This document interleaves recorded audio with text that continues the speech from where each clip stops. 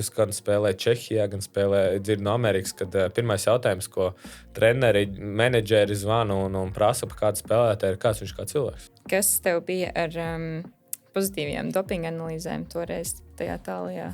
Bailes. Tad es iesojos lidmašīnā, aizlidoju uz Ameriku. Nostādīju faktu priekšā, tagad uzreiz nodot analīzes uz to vielu, kas ir notestēta.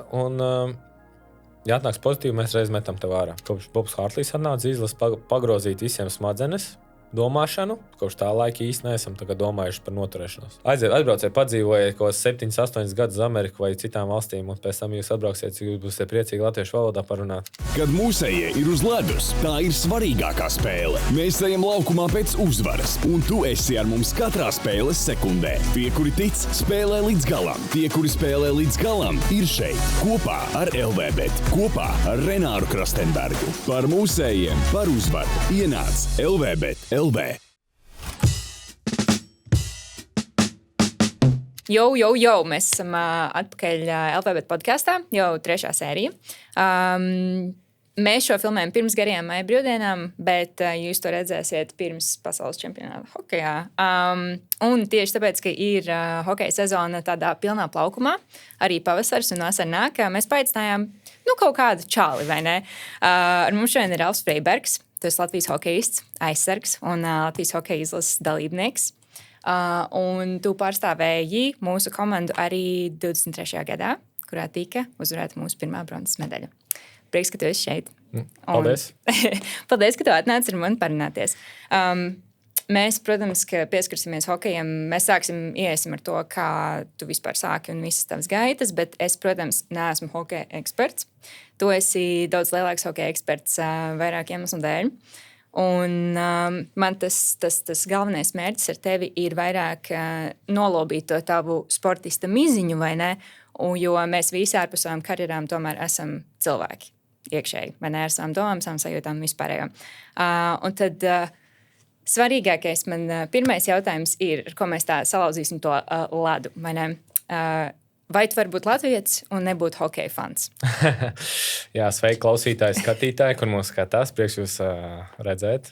Paldies par uzaicinājumu podkastam. Nē, ir daudz noteikti. Ja mēs tā sumāri skatāmies, tad cik tad procents ir īsti, kas seko hokejam līdzi?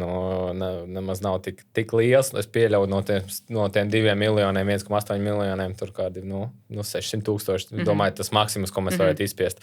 Ja tā tieši skatīsimies. Bet, mums ir Latvijā paveicies. Man paveicies, kad hokejs ir tā kā tradīcija Latvijā. Mums ir ieaudzināts patiks hokejs, un to man ieaudzināja vecāki, un to manam tēvam ieaudzināja tas hokeju, mīli pret hokeju. Tā kā, un mēs to jūtam katru pavasarī, pat sezonās, to mīlestību no cilvēkiem, visi interesējas, un kad nāk tas pavasars tuvojas, tas mājas, tas pasaules čempionāts, tad mums ir uzaicinājums spēlētājiem gan uz podkastiem, gan ziņām, gan visu kaut kur apkārt, redzam žurnālos mūsu sejas, un tā uzmanība ir veltīta vairāk mums. Jā, visi tā vairāk pamostās tieši tā uz pavasari. Tiešām ir tāda sajūta. Un tu arī pieminēji, ka tas nāk no tētiem, vai ne?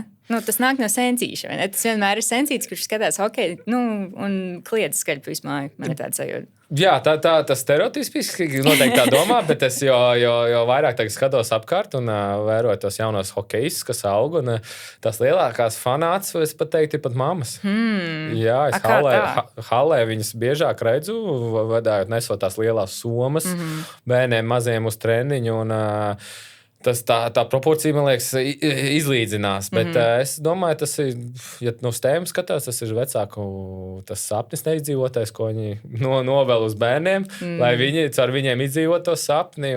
Bet mamām noteikti arī patīk, ka bērns sporto un ažiotāžu un simpatizē. Sievietēm noteikti tas hokejs arī kā sporta veids simpatizē. Tā gladiatori uz ledus varbūt. Nē, ir forši arī, ka mums ir skaistāk, cik parasti runā, ka Latvijā ir skaistākās sievietes, vai ne? Un tad ļoti forši, ka ir tik daudz skaistu sieviešu, kas atbalsta tribīnēs. Noteikti, ka Tiešām, jā, un apmeklē, un ģimenes apmeklē. Jā. Jo runā par 23. gadu bija patīkami redzēt, cik daudz ģimenes bija Tamperē tribīnēs un ar maziem bērniem, vidējiem, lieliem bērniem. Tā kā ne tikai tēti brauc un alu dzer čempionātos, bet jau vairāk mēs redzam sievietes un ģimenes brauc un atbalsta Latviju. Jā, forši. Superīgi. Nu, tad ir tas pirmais lielais arī tāds jautājums tev.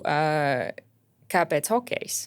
Kāpēc no visa iespējamā, ko tu varēji darīt, kad tu biji sīkais vai ne? Kāpēc tu tieši uz to hokeju tā kaut kā nofiksējies?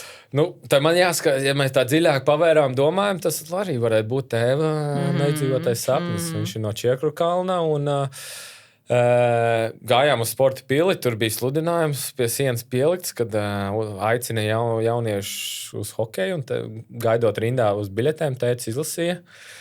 Pierakstīja numuru laikam uz papīrīšu un gāja mājās un uzteica piedāvājums manai mammai, ka es varētu sākt spēlēt hokejā. Un, laikam ģimenes sapulcē to uzklausīja un pieņem tādu lēmumu. Bet salīdzinoši sāku vēl. Sāku 9 gados spēlēt hokeju, līdz tam kaut kādas sporta veidiņas paspēlēju. Vairāk ko Jaunmārpē un pie Agenskalnā mēs tur gājām uz taekwondo. Jā, bet... Vai tas bija mans sapnis, kuru sportu izvēlēties? Nē, mans sapnis bija varbūt basketbols. Vairāk draugi ir basketbolisti. Un, tas tā kultūra, kas tur bija tajos laikos, kad es sāku, tad 2000. gadi Amerikā un vispārējais man bija tuvāk. Jā. Bet tad tev bija basketbols, tas bija tavs tā kā... Tu labāk būtu gribējis tajā laikā. Bet tagad, kad tu atskaties, tu esi priecīgs par savu un savu tēti izvēli. jā, ja tā atskatoties, laikam, jā. Bet, basketbols un spēlējām. Es uz Getiņā piedalījies un kādreiz jaunībā pa vakariem mēs spēlējām Jaunmāras stadionā, braucam ciemos pie citiem spēlējām basketbolu, tā kā 1000 spēles, tā bija ikdiena mums ārpus hokeja. Nice, stilīgi. Bija, kā tīneidžerim, vai ne? Bija grūti uzturēt to treniņu tempu, vai tev bija vispār problēmas nobalansēt savu tādu tīņa dzīvi ar treniņiem? Nē, man bija īstenībā, es skatos no malas pavērojumu, varu izspriest savus novērojumus to, kad, manuprāt, mani un hokeju apvienot bija ļoti vienkārši, es ļoti to gribēju. Es neatceros, ka būtu izlaists kādu treniņu, kaut vai es biju slims, vienmēr apmeklēju treniņus un tas grafiks bija ciešs un cieta īsti mani draugi nebija ārpus basketbola līdz kādiem 15-16 gadiem, jo pateicoties mans brālis, kad arī spēlēja hokeju, viņš beidza spēlēt hokeju 16 gados, viņam tie draugi uzrādījās un viņa draugi kļuva par manējiem draugiem. Un tā man parādījās draugi, bet ar to grafiku, skola un hokejs īsti tas cieta. Bet man nebija problēmas, es gāju, es atceros, ka man ved uz, un pēc skolas es mācījos Māras vidusskolā, man ved uz treniņiem 55. vidusskola, kas ir Purciems. Pa to laiku ātri pagulēju dienas mašīnā, kamēr tētis veda, un bija gatavs uz treniņā notrenējos, 6 kaut ko 30 bija mājās, un pamācījos, un gāju gulēt. Es nesportoju skolā, vidusskolā. Vispār es neesmu bijis nekad komandas sportos, tāpēc man vienmēr fascinē, kā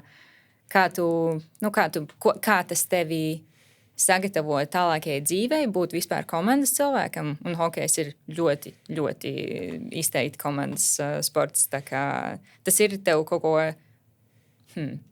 nesportiskā veidā devis, kaut kādu tādu mācību, vai tev ir vieglāk strādāt ar cilvēkiem ārpus komandas uz laukuma? Viennozīmīgi visiem cilvēkiem iesaku nodarboties pirmkārt ar sporta dēļ veselīgā uztura, dēļ kustības, jo mēs esam, profesionālais sports varbūt nav tik laba korelācija starp veselīgu uzturu un sporta, bet tā ir disciplīna, ko iemācies ierasties laikā, nekavēt, klausīt norādījumiem, nedarīt to, ko tu nedrīkst darīt, kas bija jaunībā. Es atceros, bija ļoti grūti. Mums, piemēram, bija nometnes vai izbraukumi kaut kur ar komandām.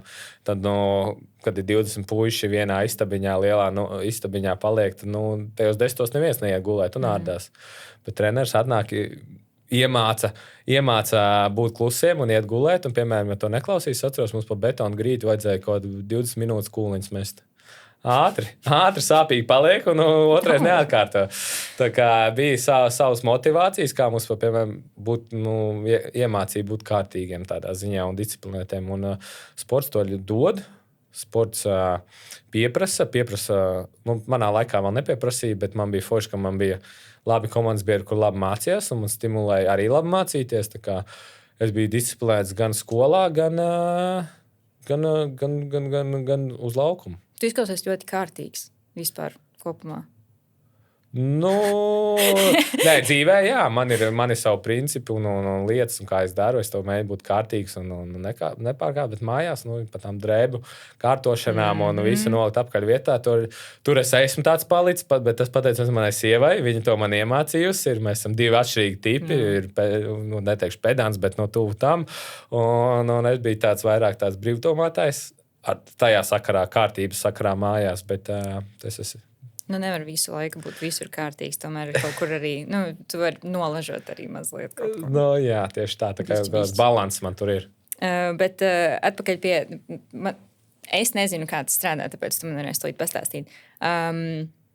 Kā tu izvēlies, vai tu izvēlies pozīciju, vai tev nosaka treneris, kā tu labāk tur, kā tu esi aizsargs?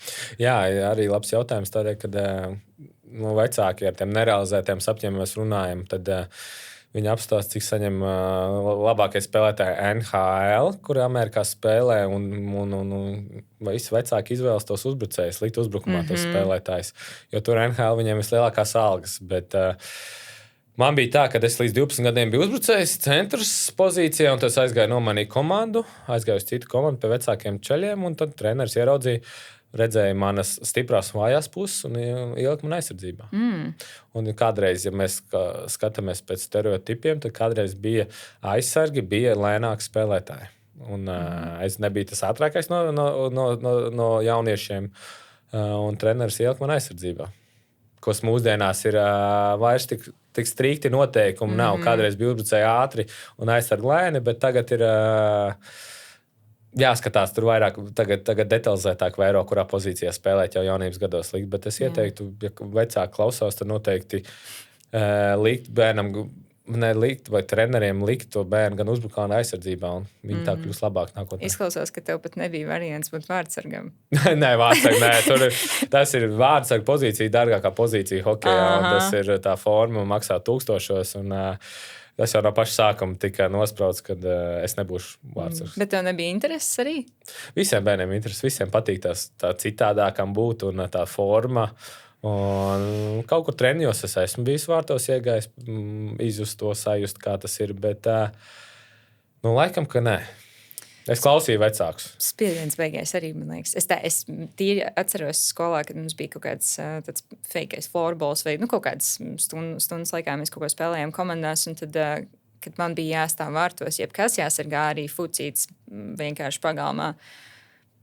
Es nezinu. Arī tas, ka kaut kas pret tevi vienā brīdī nāks ļoti ātri, un tev ir ar kaut kādu savu ķermeņa daļu, tas jānoķer, vai ne? Un tad tu iedomājies vēl pasaules čempionātā, vai ne? Tu sēdi vārtos, un tad tas ir bišķiņ, vai ne? Jā, vārdsargam jābūt, tie ir labākie vārdsargi, kas ir pasaulē, un Latvijas izlasēs spēlē, viņi ir mentāli, man liekas, spēcīgākie spēlētāji.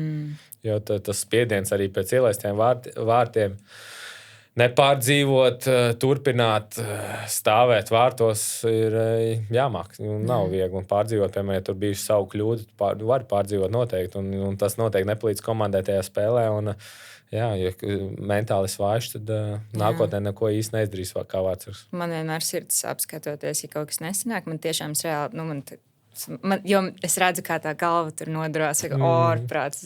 Es tiešām jūtu līdzi. Un hokejs ir vienīgais sports, kas man tā ir jebkad uzrunājis manā dzīvē, un tā aizrāvis. 23. gadā es pirmo reizi raudāju sporta dēļ. Es nekad nebiju, tiešām asarās bijusi, un tādā pielic kājās un kliedz un lēkāju, un es nekad tā neesmu darījis. Tas ir, hokejam kaut kāda saikta mums ir ļoti īpaša Latvijai ar hokeju. Tā mēs pieskarsimies vēlāk. Pārsvarām runājot, tad man arī bija tajā 23. gadā asars. Jā. Man jau ceturtfinālā bija asars. Jā. Pēc Zviedrijas, kad mēs spēli uzvarējām, tad man jau bija asars. Tas ir ļoti skaisti. Tā tad tālāk, kustamies tālāk. Pirms profesionāla karjeras tu arī patusējies ASV diezgan ilgi. Tev sanāk 7 gadi gandrīz. Tu būtu, ja tev būtu bijusi iespēja, tu gribētu ātrāk būt Amerikā un trenēties Amerikā un dzīvot Amerikā? Vai... Jā, man vecāki es jau biju vienreiz aizbraucis uz Ameriku, atrādīties komandai, tur man nepaņēma. Un īstenībā, skatoties atpakaļ, tas ir ļoti labs lēmums, ka es tur nebiju Bostonas komandā, Valpole Express komandā. Mūs tur manu bijušo komandas biedru Prizmā Vladislavu Dudinu mūs tur nepaņēma. Cik tev bija gadi tajā brīdī? Kaut 15 gadi. Un devāmies atpakaļ Latvijā, turpinājām trenēties un kļūt labākiem. Jā, un tad es, kad spēlēju 20, man bija 17 gadi, kaut ko tad caur manu treneru Eriku Miļūnu parādījās iespēja braukt uz Ameriku. Un uzreiz ilgi nedomāju. Kā tas strādā, ka tu aizbrauc atrādīties? Tas vairāk jau ir tā skatoties, tas ir biznesa projekts, ko aģenti vai tās komandas rīko katru vasaru braukt atrādīties par vietu komandā. Tur ir tev biļeti jāpērk, pat dalības maksa jāmaksā, un tur atbrauc 40, 60 jaunieši. No katra papras pa $500. To mēs varam likt matemātiku kopā, kad cik komanda nopelna. No 40, 60 spēlētājiem viņi patur 10, 15. Pārējiem pasaka, kā jau Amerikā ierasts. Malacis ir ļoti labs un gaidām nākošo gadu, bet jā, parasti ir tā, ja viņi tev ļoti grib un tu esi ļoti labs, tad tev viņi zvanīs, nevis tu zvanīs viņiem. Jā. Bet tas viss ir no tavas vai tavu vecāku kabatas. Tas viss ceļojums, brauciens ir apmaksāts, un tad vai nu sajiet, vai nesaiet. Okay. Tieši tā. Hokejs nav laids sports veids, arī visos basketbolos, futbolos visi brauc kaut kur uz ārzemēm. Kaut to tas līmenis neatbilst dažreiz skatoties, bet jā, cik liela rocība ir vecākiem. Un tā ir tāda problēma, jā. Un tad no plusiem un mīnusiem, kas ir, ka tu attīsti to savu talantu vai spējas vai prasmes ārpus Latvijas, tad viens no mīnusiem ir tas, ka tev ir jāmaksā par to, vai ne? Kādi ir tie plusi, galvenie plusi? Lielākais pluss aizbrauc vēl projām, kad uz 15, 16 gados tu kļūsi pastāvīgs. Tu mazgā savu veļu, taisi ēdienu sev, klāji gultu, tiec ar visām ikdienas problēmām galā, kur tu nevari mammai, tētim paprasīt. Tu esi tev jākļūst pieaugušam jau. Tas noteikti daudz, ko jaunieši iemācās. Es arī to iemācījos. Un arī komunikācija. Es aizbraucu uz Ameriku 17 gados. Man tā angļu valoda, diemžēl, ar skolas kavēšanu nebija tā izcilākā. Un mums vēl nebija tie YouTube, kaut gan es MTV skatījos tos šovus un Pimp My Ride un Welcome to My Crib, vai kā tur bija tos raidījumus, tos es skatījos. Bet tur es iemācījos angļu valodu, labi, ļoti labi. Plusi vēl kādu, pietiekam daudz plusi. Kurā štatā tu biji? Pirmo reizi es uz Ameriku aizbraucu uz Dallas, Texas. Labi, tas jau diezgan iespējīgi. Es dzīvoju kaut kādu laiku Pensilvānijā, bet tādos tik dziļos laukos, ka tā kā pa labi, pa kreisi taisni atpīra kukurūzas lauks. Tur āmiši daudz bija. Jā, bet viņiem ir tie veikali, kur tu aizēji, un tur ir tāds ļoti latvisks ēdiens. Pušer ēdiens. Mājas sajūt, jā. Jā, tur sāku bet labi, tad patstāvība ir tas, ko tu primāri iemācījies, bet noteikti, ka ir vēl kaut kas, ko Latvijā tu nevarētu iegūt vai atrast, jo pastāvību to arī Latvijā varētu izvācoties no vecāku mājas. 15 gados neviens neiet no mājām prom, tad tas noteikti kaut kāds problēmas jāmeklē ģimenē un bāriņtiesā jāiesaistās varbūt. Jā. Bet ko vēl varētu iedomāties? Iemācies ceļot. Es atceros vienam pašam ceļot ar visām vīzām un vīzu kārtošanu Latvijā. Tur bija pašam jāiet. Visu to nelaid iekšā. Mamma vai tēte, lai iet to nokārtot, uzdod jautājumus. Es zinu, man ir bijusi, es arī kārtoju. Jā, tev uzdod tos jautājumus, un tā ir tāda intervija, tāda nopietna diezgan. Jā, un tas process iziet cauri vienam pašam 17 gados ir... Nedrīkst nobīties. Un vienkārši jāiet un jādara. Un tu iemācies darīt, un nākošais tu nenobaidies. Un, lidošana, pārsēšanās, nokļūšana kaut vai lidostās aizbrauc uz Minheni vai Frankfurtu. Tur geitus jāzina, kurā tu lidosi, nokļūšana un pasu kontrole. Tev ir tāds B-sides questions, bet tev ir mīļākā Eiropas lidosta? Noteikti, ka tev ir kāda, kas tev patīk ļoti. Man Frankfurts ir mīļākā. Jā, Frankfurt, viņa jau tāda pavecāka ir, kas man vēl patīk. Man patīk, ka bija Čehijā, kad dzīvojot. Man Prāga ļoti patika, ļoti ģimeniski, un viss ir padomās, lai ģimenēm ātrāk tiktu cauri, un tas man patīk tīra. Laikam tās lidos, kur ir lētāk viss iekšā. Jo dažas lidos tur tik dārgi ir, ka tu pat negribi neko pirkt. Jā, lidostām ir pišķiņ pieskrūvēta tā cena pilnīgi visu, un tur ābolu nopirks par 3 eiro. Jā, bet tagad man te iemācīja brālis, kurš arī tur hokejā ceļo bieži kā menedžeris un paņem savu ēdienu līdzi. Un īstenībā pār pārsēšanos es biju tagad pēdējo reizi. Man iedeva ēdienu līdzi, un man bija 4 stundu, tas saucamais layovers, ka man bija jāgaida nākošais lidojums, un tad es izvilku mājas ēdienu, un es biju tik priecīgs. Sākumā es domāju, ko es tur ņēmu līdzi. Un, kad es izvilku mājas ēdienu, ko paņēmu līdzi, es biju tik priecīgs. Un es tikai jāsagatavojas nākošajai reizei, ka tā būs. Jā, nedrīkst jau tur šķidrumus visāds un tā, bet man teica arī, viņš ļoti bieži lido, turp šurp īsie lidojumi, bet tāpat tas ir tā kā, tu tomēr to laiku tērē un ēst gribās un tā. Un tad viņš arī vienmēr sapako lunchboxiņās ēst un tā. Forši. Tas ir pareizi, jā, man liekas. Jā, tas ir tāds life hacks, ko es esmu iemācījies tagad un baigas novērtēt to. Jā. Tā, mēs pieskarāmies plusiem mīnusiem, un tad kas ir tas, kas pietrūks Latvijā, ja salīdzina ar Eiropu vai Ameriku? Tieši varbūt hokeja aspektā. Protams, mēs esam maz jaunieši un kvalitīvs hokejs. Mēs esam mums ir katrā gadā, es nezinu, cik tagad komandas katrā gadā, bet tajā U18 līdz 18 gadiem grupā konkurence pietrūkst. Noteikti. Mums pietrūkst tā konkurence, kas konkurence liek augt un attīstīties. Un redzēt labākos, ka katru gadu Amerikā es aizbraucu, katru gadu pierauc kāds labs spēlētājs, kurš tev kaut ko jaunu iemācīja. Tā kā tu skaties savam konkurentiem, tu iemācies no viņu, kaut ko mēģini kļūt labākam pa viņu, un tas liek tev augt. Un, tas varbūt pietrūkst Latvijā. Jā, mēs esam tik maz un maz komandas, un te jau tas ar visiem tiem spēlētājiem mēs jau audzis jau no 10 gadiem kopā spēlēs pret viņiem, tu jau zini visu viņu vājās un stiprās vietas. Un, tā kā prasījās tā konkurence lielāka, bet citādāk, kvalitīvāk daudz, cik es nezinu, es pats izbaudīju, bet kvalitīvu treneru arī pietrūkst. Kā tev bija mīļākais treneris bērnībā? Kāds? Man bija vairāk treneri, bet tad, ja man jānosauc savs treneris, vienmēr kādam ir savs treneris, tad man ir Ēriks Miļuns, kas gan palīdzējis un joprojām, ja kaut kādi jautājumi par dzīvi var pazvanīties, sarunāties. Kāpēc tieši viņš? Jo viņš man vairāk devis gan hokejā, es pie viņa augu, gan palīdzēju nokļūt Amerikā. Un, vienmēr mani motivējis. Ir bijušas gan mīļas sarunas, gan netik mīļas. Un, kad ir slikti spēlēts, atceros, tad man ir, kad mēs braucam no Liepājas atpakaļ, tad man bija jāiet uz autobusu priekšu, kur treneris sēdēja. Un, es dabūju iekšā pa savu spēli.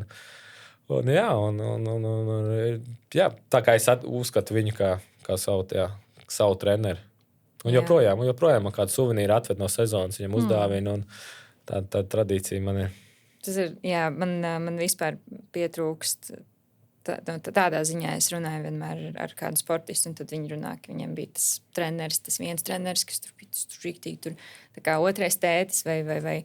Tad es aizdomājos, ka man nav bijusi tā pieredze, man pietrūka, man liekas, ka uzaugot tādi, kas ir vecāki, tādi mentori tipa, tāpēc man parasti vecāki draugi, kuri man parādīja tur foršās filmas vai mūziku, vai šitais ir stilīgi, un tas nav stilīgi. Un tad, man liekas, ka ne tikai puišiem, bet arī meitenēm vispār ir svarīgs tāds, tas vecākais foršais kaut kāds labais iespējas vai tur, nezinu, kā to aprakstīt. Runāju par mentoriem, man joprojām arī dzīvē ir pāris cilvēku mentori, kur noteiktām tēmām es pazvanu. Ir noteikti ne saistībā ar hokeju, bet par dzīvi, par kādiem lēmumiem ir tādi cilvēki jāatrod. Man liekas, katram jāatrod cilvēks, kam uzdot kādus jautājumus un mēģināt varbūt nekopēt viņa atbildi un domāt uzreiz kā viņš, bet viņš tev liks domāt. Parasti, ko es esmu pamanījis, labi mentori ir tādi, kuri nepasaka to atbildi, kā tev jādomā. Viņš tev pretjautājumus uzdod un liek tev domāt, aizdomāties, lai tu pats izspried galvā, ko tu tajā situācijā domā vai lemt. Un man ir pāris cilvēki, kas šādi tad uzvan. Jā. Kādos jautājumos tu esi zvanījis? Pēdējais jautājums bija, par ko es zvanīju. Es gribēju uzzināt, kas ir olimpiskā kustība. Olimpiskā riņķa, ko pārstāv. Tas jau bija pēc olimpiādas. Man interesēs, mēģināju atrast to jautājumu.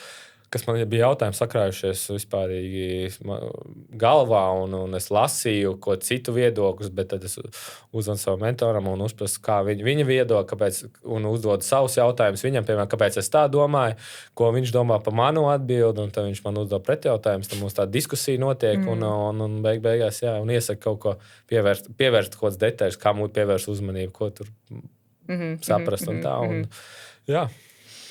Labi. Nākamais ļoti svarīgais jautājums ir, kādām mūsdienās prasmēm ir jāpiemīt aizsargam no Latvijas, lai viņš varētu tikt NHL? Nu, ja mēs skatāmies, tad, lai NHL tiktu, jā, tur jābūt ļoti daudzām augsta līmeņa prasmēm. Nu, jāstāsta Uvs Jānis Balins, tagad, ja skatāmies pēdējais aizsargs, kas ir ticis uz NHL. Slidojums,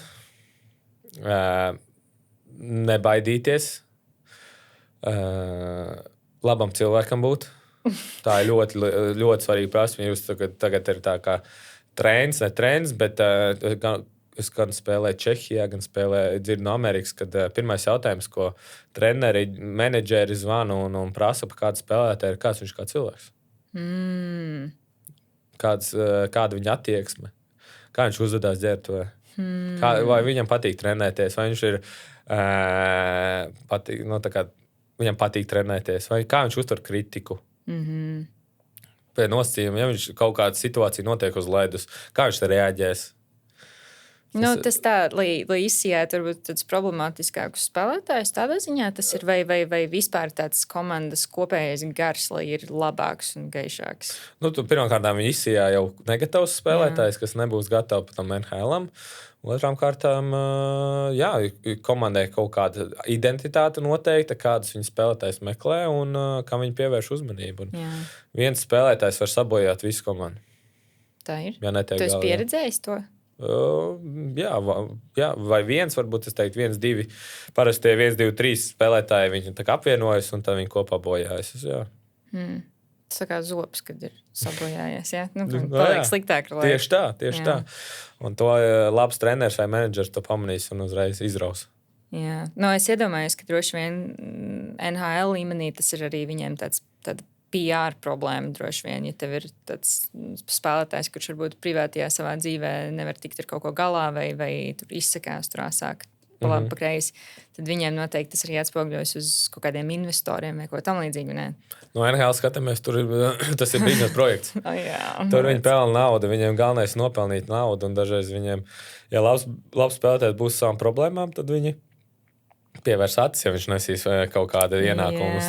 Tur ir citādāk, bet Eiropā, jā, viņi lielākoties daudzās līgās viņi pievērš tam uzmanību vēl vairāk. Jā, ir spēlētāji bijuši, kurus neparakst, liekas, ļoti labs spēlētājs, bet tad viņu paraksta, un tad viņš, gan ar savu sniegumu uz ledus, kur viņš ir, piemēram, slings, kāds ir spēlētājs, vai viņa attieksme klibo, un tad viņa ātri atbrīvojas no viņa. Jā, man tāpēc liekas interesants. Man patīk cīņu sports. Un, piemēram, UFC, man liekas, ka viņiem tāds, jo skaļāks tu esi un trakāks tu esi, jo labāk, jo vairāk cilvēku skatīsies, un viņiem tur arī vairāk tas šovs ir tāds, jo hokejs tāds tīrāks, formālāks, bišķiņ ar tādu krādziņu liekas. Labi, es saprotu, ka jūs tur kaujaties dažreiz, tas ir normāli. Jā, bet UFC īstenībā ir tā kā, man liekas, paraugs sporta veids, ka viņi īstenībā tur ir arī runāšanas un pārdošanas biļešu, bet, ja man jāsaka, ne pa cirku, negribu pieminēt, bet, kur ir riktīgs mārketings, ir boks. Boksā, jā. Viņi jau tur mēnešiem pirms tam un apvainojums, un pēc tam, ka viņi cīņa beidzās, buķošanās sākās, visi nopelnījuši tur 10, 100 miljonus, un tas ir beigās padomā, tas bija viens liels šovs. Jā. Tas ir mainījies pēdējā laikā. Man liekas, ka ir bijuši viņa lejupslīde pēdējo 10-15 gadu laikā varbūt. Es domāju, augšupējoši ir tas, ka tas šovs palicis. Maksā vairāk un lielāks šovs. Un viņiem tur tās runāšanas un tikšanās, ko viņi viens otru pagrūž, tas jau tas ir tik neīsti, bet tam tiek pievērst uzmanību. Bet runāt par UFC, jā, es arī respektēju, un man patīk, kas arī skatos. Bet, ja runāju par UFC, man tie 5, 7 vai 10 gadu apkaļ bija likās tie vārdi skaļāki.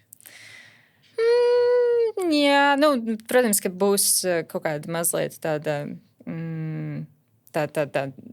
generational maiņa, vai ne, kad viņi tomēr būs kaut kāds posms, ka varbūt neliksies tik interesanti vai karsti vai aktīvi, bet tas arī ir normāli. Tomēr arī, man liekas, ka UFC tāds plaukums bija dažus gadus atpakaļ. Man vismaz likās visinteresantākais. Kuri tie bija? Kuri tie cīkstoņi? Neuzdodam tāds jautājums tagad, jo es jau uztraucos. Es esmu runāju ar tevi. Tāpēc es nevaru runāt tādā lietā. J.J. Bones, kad cīnījās McGregors, piemēram, McGregora situācija viss ir rīktīgi interesanti. Tas ir viens piemērs cilvēkam, kurš bija skaļš un kuram tas varbūt nepalīdzēja. Nē, kāpēc? Viņš bija dubultais vai trīskāršais čempions vienlaicīgi, man liekas, dubultais. Jā, kur viņš tagad ir? Kur viņš tagad ir? Viņš ir miljonārs, ja ne miljardieris, dzīvo neko nedarot. Viņš ir investējis ļoti daudz naudu, atvērs savu viskiju, tas ir viss. Viņš ir savā ziņā, tas UFC nav pateicīgākais sporta veids, kur nopelnīt naudu. Man liekas, boksā noteikti var vairāk nopelnīt, bet jo viņš izdarīja visu un nopelnīja tik daudz, un es domāju, pa brīvu neviens negrib iet UFC cīnīties vai tajā sporta veidā. Protams, ir tādi fanāti, kuriem patīk dabūt pa galvu visu laiku viņiem sit, bet ja tev maksā tādu un viņš dabūja to lielo naudu, es pilnīgi saprotu, ka viņa lejupslīde bija tāda, jo tā kā tev ir tie 100 miljoni kontā ir, tad tā deiksme, tā uguntiņa ļoti nodziest. Bet tad, kad tev nav un tu gribi tur nokļūt, un es vispār respektēju, kā viņš tika tik ātri uz augšu un kāda viņa bija deiksme un cik viņš bija labāks par visiem citiem. Jā. Es tādu neesmu vēl redzējis. Tas plaukums bija ļoti interesants to skatīties. Jā, un Bones un Kormieris, ka viņiem bija tā derbija un brāļi, es aizmirsu, kā viņi sauc no Kalifornijas, abi divi Diezi. Man liekas, 10 gadus apkārt tas UFC bija. Es vairāk tā kā likās interesantāk, īstāks, bet tagad, topūrī, tur ir pāris to cīkstoņi, kas man ļoti arī patīk. Tu pats, kāds ir tavs, tur kaut kāda izteikti trakākā izkaušanās uz ledus bijusi? Vai tu tikai grūsties? Nē, es grūstos tagad vairāk. Kādreiz bija vienā gadā izkaustā, man bija 6 kautiņi vai 7 vienā sezonā. Tur vairāk tā kā uzņēmās to lomu, bet, zini, kā ir kautiņos. Tu vienreiz iedod kādam pa muti, un otrais tas dabūm pa muti. Kā tas ir? Es vienmēr, kad skatos, es saprotu, ka tu sāk grūstīties un kaut kāda vārda apmaiņa ir, bet tie kārtīgie kautiņi, kā līdz tam nonāk? Tas ir vienkārši tos, sakāp tev visas tās emocijas kopā, kas ir sakāp vienā brīdī, un tev ir tāds, hokejā tā kā savādāk džentlmeņa noruna, kad īsti tu nevari vienkārši iet un sākt sist kādu. Tur ir jādabūna kaut kāds akcepts no otra pretinieka. Un parasti kaujās tie, kas ir tādi biežāk kaujās un kauši, un tā viņi vai jau ir pirms spēles sākuma jau sazinājušies savā starpā iesildoties, ka būs kautiņš, ko mēs dažreiz redzam spēles sākumos, viņi sarunā, jo tā katram jāpelna savu maizīti, un viņi iemest, kāpēc tie kauši tur ir NHL, ir arī šovam, arī biļešu pārdošanai, un vajag sapināt komandu. Un dažreiz ir tā, ka tu negribi kauties, bet tev palūdz cits kauslis, no NHL skatoties. Un viņi izkaujās tīri, lai palīdzētu komandai un uzmundrinātu. Bet ir situācijas, kuri parasti arī kautiņi sākās tad, kad kāds izdara kādu lielu spēku paņēmienu NHL, un tad iet aizstāvēt komandas biedru. Pagūst atpūsties, kamēr kāds pakaujās. Ir tā, ka var bišķiņu uzelpot. Nē, nogurst tajā spēlē, bet tie kautiņi un grūstīšanās pēc tam ļoti grūti. Ļoti grūti. Tu teici, nenogurst spēlē? Spēlē, katram mājiņa, hokeja jau ātri mainās, un 4 sekundes ledus. Bet tur tāds normāls sprintiņš sanāk. Sprintiņš, bet tad mēģina atkopties, bet tā kopsumā pēc spēles es nogurs. Jā, bet tajā spēles laikā tur viss kaut kādas žēlējas, cukurus padzer un viss kārtībā. Jā, tu atceries savu debijas spēli Latvijas hokeja izlasē? Laikam, pret Baltkrieviju arēnā Rīga mēs spēlējām, laikam 2-0 vinnējām. Tieši iedomājos, es vienu dienu arēnā spēlēju un iedomājos, ka man bija tā debijas spēle, un tad es laikam iedomājos, ka tā bija tā spēle. Jā. Tur mums arī sajūtas, mums bija derbija pret Baltkrieviju kādreiz, un mēs tur arī kāvāmies. Tur ir tie leģendārie Kumasāļs, kas mājiņu pret mājiņu kāvāmies, un tur es ar Kostīcinu kāvos, tur reiz no kotletes atceros. Mums tur kādreiz bija hokejā, junioru vecumos, 18-20, mūsu lielākais derbijs priekš Latvijas tajos laikos bija Baltkrievija. Bet pirmā atmiņas labas. Bija jauns 22 gadi vai 21 gadi tajā laikā. Forši. Tas ir foršs tāds liels, tādam vecumam. Tas ir nereāli īstenībā. Iedomājieties, tagad ir Alberts Šmits izlasē, kurš jau debitēja, man liekas, 17 gados. Jā. Tas ir nereāli. 17 gados man ūs neaug. tur cilvēks jau ir večs ķermenī un mierīgi un tiek, un ir labākais uz laukumu. Tā kā kontrasti. Jā. Ir arī tā attīstība, ķermeņa attīstība.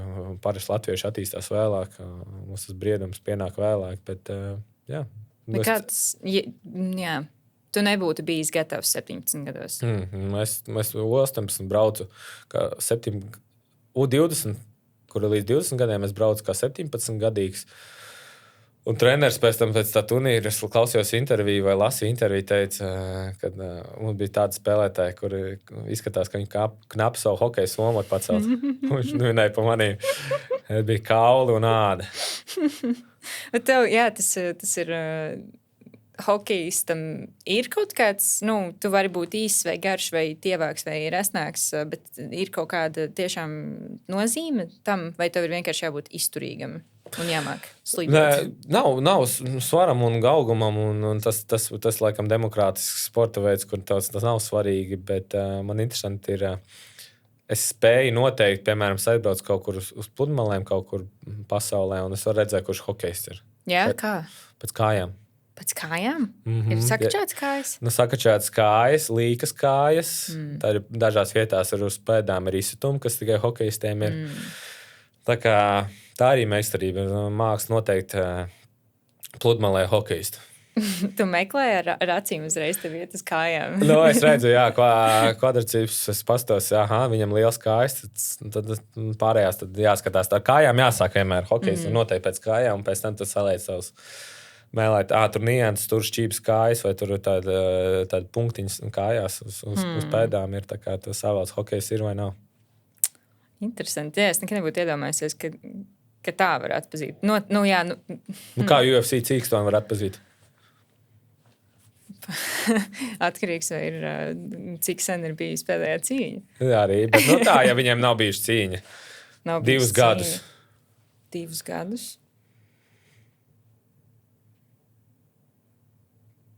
Pēc ausīm. Pēc ausīm, bet visiem jau nav puķkā postaus. Es biju Dallasā, kad es pirmo gadu dzīvoju. Es dzīvoju ar policisti, kur ir K9 lidostā, tā kā suņu. Bombu skvadā vai bombu tajā tur kaut kādā nodalījumā strādāja. Viņi teica, ka nebrauc uz Dienvidu Dallasu, ka kādreiz var nomaldīties, nebrauc, nekad neapstājies. Jo tur ir bīstami, un viņi staigājuši tām puķkāpos ausīm, tie ir bīstamākie cilvēki. Jā, tas būtu. Jā, es kaut kā domāju, viņiem ir noteikti lielākie daļā, bet ne visiem. Citiem ir tā bišķiņ, tā, ka tev jāieskatās. Jā. Labi, turpinām par hokeju. Mēs drīz jau būsim pabeiguši par hokeju, tad mēs varam runāt par visu kaut kādām citām tēmām. Vai tu vari nosaukt savus top 5 Latvijas izlases spēles? Es noteikti nerunāšu par savām individuālajām, es runāšu... Komandas kopīgās, jā. Jāuzteic vienas spēles. Pēc tam sarindosim un pateikšu Latvija-Kanāda 2014. gada olimpiādē. 2-1, ka mēs zaudējām. Tas ir zaudējums, ko es ierakstu, bet pirmajā vietā es liktu Latviju-Zviedrija. Manuprāt, tas ceturtfināls 23. gadā, kur mēs uzvarējām Zviedriju. Tas bija emocionāli, man bija spēcīgākā spēle, kuras lielākās emocijas ieguva. Otrajā vietā liekam mēs to bronzas spēli. Latvija-Kanāda 3. vietā liekam. Yes. Viena spēle varētu būt Latvija-Dānija. Kopenhāgenas čempionātā, ka mēs tikām ceturtfinālā pa ilgiem laikiem pirmo reizi. 1-0 laikam uzvarējām vai 2-1. Tagad jau grūti saprast. Tādas lietas, tu arī atceries tādas lietas? Reāli. Tos rezultātus, es visu laiku šito spēles aizmirstu to rezultātus. Un tad vienu tu paņems no Bratislavas čempionāta 21. gads, man liekas, vai 20. Mēs tur ļoti labi spēlējām, manuprāt, bet netikām līdz iekšā. Tur visas spēles bija labas. Tad, jāsaka, arī jāliek viens zaudējums. Tad es likšu Latvijā, Čehija, laikam 4-2. Zaudējām, jā. Interesanti. kur tiesneši mums tajā spēlē norā, kur Mārim Bičevskim iedeva lielo noraidījumu, kur nekad vispār nevar iedomāties. Viņi tur iemet, man liekas, 2 vārdus, un tur mēs tur salūzām. Ja to spēli būtu uzvarējuši, tad mēs būtu tikuši ceturtfinālā, un tur būtu vispār interesanti. Man patīk, ka tu nosauc arī spēles, kurās zaudē. Komandas zaudē. Tas arī tomēr ir. Tās var likties labas spēles. Tās var būt bijušas labas spēles, bet vienkārši vārtu ziņā uzvar un zaudējums ir diezgan melnbalti. Jā, tur bija tās emocijas. Vairāk laikam tās skatās tās emocijas un tas pārdzīvojums. Bet uzvaras bijušas daudzas un arī. Jā. Kas tev bija ar pozitīviem dopinga analīzēm toreiz tajā tālajā? 14. gadā. Tur ļoti garš. Īsumā es izstāstīšu stāstu, ko es visiem... Ir filma Ikarus Netflixā. Es nezinu, noskatieties, redzēsiet, kā tur bija, kas tur bija, kā Rodčenko, kas bija Krievijas antidopinga organizācija vadītājs, kā viņi tur šmaucās. Un, es notestējos pirms olimpiādas Helsinku laboratorijā, aizbraucu Sočiem. Tur notestējos ceturtdienā. Svētdienā sēdēju lidostā Frankfurtē, gaidīju lidostu, un man paziņoja, pateica, ka ir pozitīvs analīzes. Un neko, šoks, izbīlis, bailes. Tad es iesojos lidmašīnā, aizlidoju uz Ameriku. Pirmdienā no rīta aizgāju trenerim ofisā. Viņš jau zināja, jau bija tajā brīdī, gaidot lidostas sazvanījis. Nostādīju faktu priekšā, tagad uzreiz nodot analīzes uz to vielu, kas ir notestēta, un ja atnāks pozitīvi, mēs reiz metam tev ārā. Arī labākajā laboratorijā Amerikā man lika aizsūtīt tās, ko NCAA koledžā sadarbojas. Tas ir 4 dienu atstarp. Otrdienā vai trešdienā atnāca analīzes apkaļ negatīvs.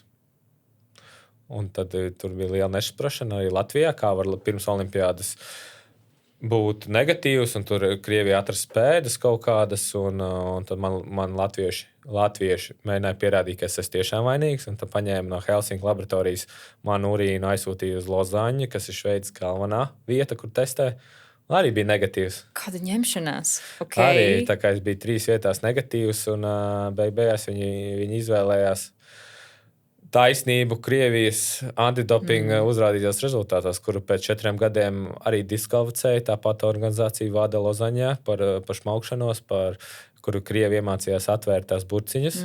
Dopingu, kur it kā nekad nevar atvērt vaļā, bet Krievi bija iemācījušies to un laistījās. Viņi laistījās, nostrādījās Ikarus filmu, parādījās, kā viņi laistījās ar urīniem pa naktīm. Tur. Bija vēl kādam no tādiem? Latvietiem bija, jā, bet, Palovam bija, Vitālijam, jā, bet, tur bija lietots. Domā, no tevis bija bail? Kādam? Nē, es domāju, viņi tā kā piesedz, viņi tur zaudēja ceturtfinālā vai kaut kādu spēli, un viņiem vajadzēja kaut kādu novēl kaut kur vainīgu. Es nezinu, kāpēc. Bet es tiesājos, bija vienīgais no pieķertiem tiesājos, un vecāki atmaksāja to pasākumu visu tos mēnešus, gadus, un pat lidoju uz Lozaņu. Advokāts ar Nelaiķi Jāni Kvēpu, kas bija komandas ārsts, liecināja. Nesaprotu, kā nepieņēma, bet beigās izjūt tiesasēdē, beidzoties pateica viena no lēmējām no Vācijas, kas bija ķīmiķe, teica, mīļie draugi, jūs tiesājat, viens latvietis tiesājas pret vada Pasaules antidopinga organizāciju, un mēs dēļ jums atļausim jūs uzvarēt tajā pasākumā, smējties, un tā arī beidzās. Kaut gan pēc 4 gadiem viņi pieņēma lēmumu un diskvalificēja Krieviju. Jā, bet neviens jau tev nepateica Strāsaurī, varbūt, ka tas nebija. Nē, nepateica, bet tad pagāja laiks. Pēc 4 gadiem es ar Latvijas antidopinga aģentūru cīnījos, lai B provas vienmēr saglabājas urīnas vismaz 10 gadiem. Tad es cīnījos, rakstīju iesniegumus, lai sūta un atver otro B provi, bet nekas tas nebija iespējams. Tāds B provas nemaz neeksistējot izrādās beigās. Un DNA testu, kurus pieprasīja, lai notestē, tur, jo viņi ir visi utilizējuši jau bijuši. Tā kā tur arī tā pēdu. Interesanti, pēdus piesakšana. Kāda sakritība. Jā. Bet tev nav bijušas kopš tā laika nekādas problēmas ar to. Okay. Bet tu arī neko... Okay. Labi, pieņemsim. Labi, kustamies iekšā pasaules čempionātā. Vai pasaules čempionātam hokejā jānotiek katru gadu, kā tev liekas? Ļoti laba diskusija, ko es arī veicu, redzot televīzijas reitingus, kur ir katru gadu iznāk ārā LTV un parāda. Un vispār ir viss TV reitingus, tad, ja pēc reitingiem spriežot, pasaules čempionātām vajadzētu notikt 2 reizes gadā. 2 reizes gadā tad vēl. Kā tā no hokejista viedokļa? Vai tu gribētu, lai notiek 2 reizes gadā? Reāli. Nē, ja būtu pauzes un vispārējais ātri un nesāpīgi notikt, jā. Tā kā pavasara un rudens? Piemēram, jā. Vai vasara un ziema. Jā. Kaut kā tam līdzīgi, un viss būtu tik piekārtots to, jo tik liela atšķirības starp reitingiem hokejā un pēc tam pārējiem sporta veidiem. Vai, tuvākais, kas bija iepriekšējā gada, bija 360,000 punkti, vai 360 punkti bija hokejam, tad nākušā vieta kaut ko 200 bija dziesmu svētkiem, un basketbolam, man liekas, bija 138. Tā kā lielā starp tā kā pēc ažiotāžu Latvijā. Jā, rēķini šogad sanāk 30 gadi kopš Latvija kļuva pasaules čempionāta elites divīzijā. Tas nozīmē, ka, ja mēs tik ilgi esam tur vai ne, tad ko tas, ka mēs atrodamies starp labākajiem, pasaka par mums, vai ne? Vai par jums drīzāk, nevis par mums. Kā mēs esam, jūs esat izcīnījuši to vietu starp pārējiem labākajiem? Tur jau jāstāsta ir paudzes, man liekas, kaut kādas 3 tiešām paudzes nomainījušās. Visi ir cīnījušies kā varējuši, visur bijuši savas problēmas, visur bijuši savas uzvaras un zaudējumi, bet viegli nekad nav bijis. Visas bijis vienā 16. vai 17. gada spēlē, kur mums izšķīrās pret Kazahstānu spēlēt, vai mēs paliekam vai nepaliekam. Un viņiem bija spēle, tā kā arī to pašu nozīmē. Un jā, mēs 2-1 vinējām. Mārs Bičevs guva zelta vārdus, un mēs bijām ļoti priecīgi, bet mēs bijām tik tuvu izskašanai, ārprātīgi. Tajā spēlē varēja visādi gadīties, bet iemetām, un mēs bijām ļoti priecīgi, kad mēs esam noturējušies. Tā kā nekad nav tas viegls pasākums noturēties, bet kopš Bobs Hartlīs atnāca izlases pagrozīt visiem smadzenes, domāšanu. Mēs nekad vairs kopš tā laika īsti neesam domājuši par noturēšanos. Kā pagrozīt domāšanu? Mums vienmēr kādreiz bija noturēsimies. Uz čempionātu braucām. Spunķa. Jā, tā kā jānoturās grupā, tas mūsu galvenais uzdevums. Tad mēs dosim ceturtfināls, un tad mēs tālāk pa medaļām cīnīsimies. Bet tagad ir ceturtfināls mērķis. Jā. Tas ir ļoti, ļoti drastiski pamainījies. Kādas ir sajūtas? Es zinu, ka tas droši vien klasiskais jautājums, bet tiešām, kāda tā ir sajūta? Spēli? Tas laiks pirms. Pirms čempionāta? Jā. Pagaidām mierīgi, bet kad nāk tuvāk un tās spēles tuvojas, un zinu, ka svarīgas spēles nāk, atbildības sajūta ir liela. Mēs zinām, cik cilvēkiem tas ir svarīgi, un tā ir tāda liela atbildības sajūta. Bija kaut kāda jūtams izmaiņas pēc 23. gada, kad ir īpaši nākamajā gadā, 24. kad nebija spiediens lielāks vai augstāks. Tā ir šogad, vai sudraba, vai vismaz tur. Jā, varbūt cilvēki sāk vairāk domāt, un tā kā cilvēki, kas ikdienā nesko hokejam, varbūt to cerēja. Bet mainījās tas, piemēram, 23. gada, kad tik piebās un aizsist vasara man sen nebija. Nekad nav bijusi. Jā. Katru dienu bija kaut kas, ko es darīju. Katru dienu. Visi noteikti gribēja ar tevi runāt par to. Ar visiem spēlētājiem, visiem mums bija kopējais čats un prasīja, veči, varam palīdzēt kaut kur aizbraukt, te paprasa Raunā vai kaut kur Bauskā jābrauc, Ventspilī, Liepājā, kurš var aizbraukt uz to skolu nonākt, kurš ar to un visi, bet foršā ziņa bija tā, ka neviens nemēģināja atteikt nekad, un visi brauc un saprata, ka tu saki mums, tā kā hokejām mēs to esam izdarījuši, bet īstenībā mēs jau to visu Latviju arī to darām. Mēs audzinām tos jauniešus skolās, tā kā pievaram acis pa skolas kavēšanu, dažreiz tas ir ļoti izteikti arī sportos, kad ir pievaram acis, un visi to skolotāji, kaimiņi ir vadājuši, man arī vadājuši treniņiem, ir visu kaut kā palīdzam viens otram, un tā beigās tās medaļas rodās. Jā. Tā noteikti, ka ir, kā lai tā maigi pasaka, bet ir tā, ka pagriež muguru, ja ir zaudējums. Tas noteikti ir jūtams arī lasot tur kaut kādus komentārus, ka tad, kad ir tās uzvaras, tad jūs esat labākie, un tad, kad ir zaudējumi, tad... Īstenībā Latvijas hokeja izlases faniem īstenībā viņi ļoti saudzējoši ir. Klubā tu izjutīs vairāk, piemēram, šogad es spēlēju Ostrovā, un tur bija tik negodīgi, kā tie fani izturējās pret spēlētājiem. Nu, man liekas, tas mums bija slikta sezona, piekrīt, bet tie fani kā izturējās un rakstīja tos komentārus, un viņi cilvēki jau lasa arī tos komentārus, un pēc tam ir slikti. Nu, slikts, tas neko nepalīdz komandai, bet vispārīgi, ja man jāsaka, pēc maniem personīgiem novērojumiem ir tas, ka cik mēs ātri aizmirstam savus varoņus. Cik ātri, cik 2 gadus apkārt viņš var būt varonis, un pēc 2 gadiem viņu sūta pensijā. Jā. Un gaida, ka viņš ātrāk lai dod jauniem vietu. Kāda ir hokeista pensija vispār? Tagad jau viņi pieaug. Jā? Bet ir tāda pieklājīga? Vecumā, iešana pensijā vecumā? Vai naudas ziņā? Gan, jā. No, tagad jau pieklājīgi. Tagad redz, ka Červenka Čehijā spēlē 42 gadu līdz izlasē, būs joprojām kapteinis spēlē. Viņš ir no labākajiem.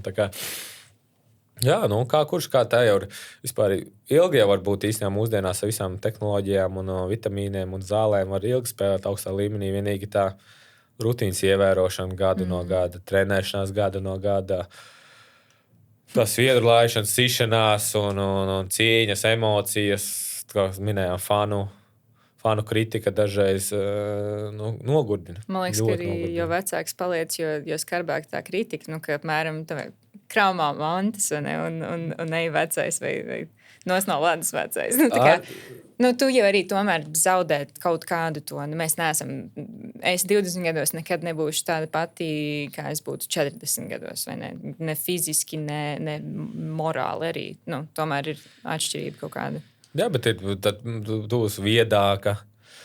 Tu būsi tajās situācijās, varbūt tu nenervozēsi, kur 20-gadīgais nervozēs. Ir savu plusu, protams, savu mīnus, bet jā, tā ir tajā sportā, bet to arī savā ziņā jārēķinās. Un to jāgaida, tas brīdis, kad pienāk, bet tas leģendas man tā no malas pavērot, jā, tas liekas, ka cik ātri nopelt tikko vajadzīgi spēlētāji. Un kā pasaka, viena sportista aiziet, nākošie nāk vietā, un tad tā kā mūsu tas liktenis ir tāds. Jā. Tu pieminēji tieši Čehiju, mums tieši cik skaisti nākamā tēma ir Čehija. Man pašai mīļa Čehija, es tagad pēdējā laikā braucu turp šurp visu laiku. Es nezinu, vai tu zini par tādu video spēli. Viņi uztaisīja nesen 2. daļu video spēlē, kas saucās Kingdom Come Deliverance. Par bruņiniekiem. Un viņiem tas ir viņu tāds jaunais kultūras mantojums, un tie cilvēki ļoti priecīgi, ka arī tomēr Čehija, es teiktu, ka ir lielāka nekā Latvija, atpazīstamāka pasaulē, vai ne?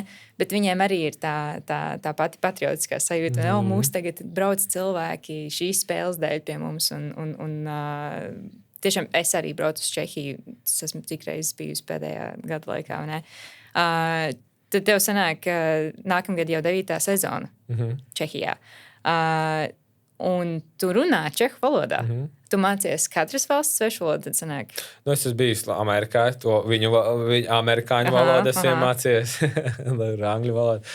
Un tagad būs 9. gadu Čehijā, es iemācījos viņu valodu.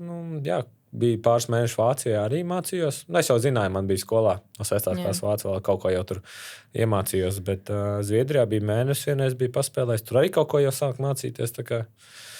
Es apspriežu ar čaļiem, kurš Somijā spēlē, tur ir grūtāk laikam tavu valodu iemācīties, bet čehu valodu īstenībā, ja gribi un iemācīties, var saklausīt kaut kādas nianses. Jā, var. Tev ir, tad kā sanāk? Ja tu tur spēlē, tu tur dzīvo? Tā sanāk, jā. Vai pa pusē, vai tev ir arī tāds turpu šurpu?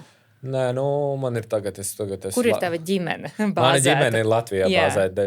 Meitai 2. klase ir kopš sāk iet skolā. Viņi izvēlējāmies, ka iesim Latvijā skolā no 1. klases, un lai nestumdītu būtu draugi, savu pulciņi, savu vide būtu Latvijā, un tad es tā kā dzīvoju tur. Bet, ja man jāsaka, kur es dzīvoju, tad man sanāk, ka es dzīvoju Čehijā vairāk. Tagad beigsies čempionāts 31. maijā, un es jau apstījos, plānoju savu vasaru, un es jau skatos 20. jūlijas man jābrauc Čehijā atpakaļ. Latvijā būšu 3 mēnešus, 9 mēnešus tur.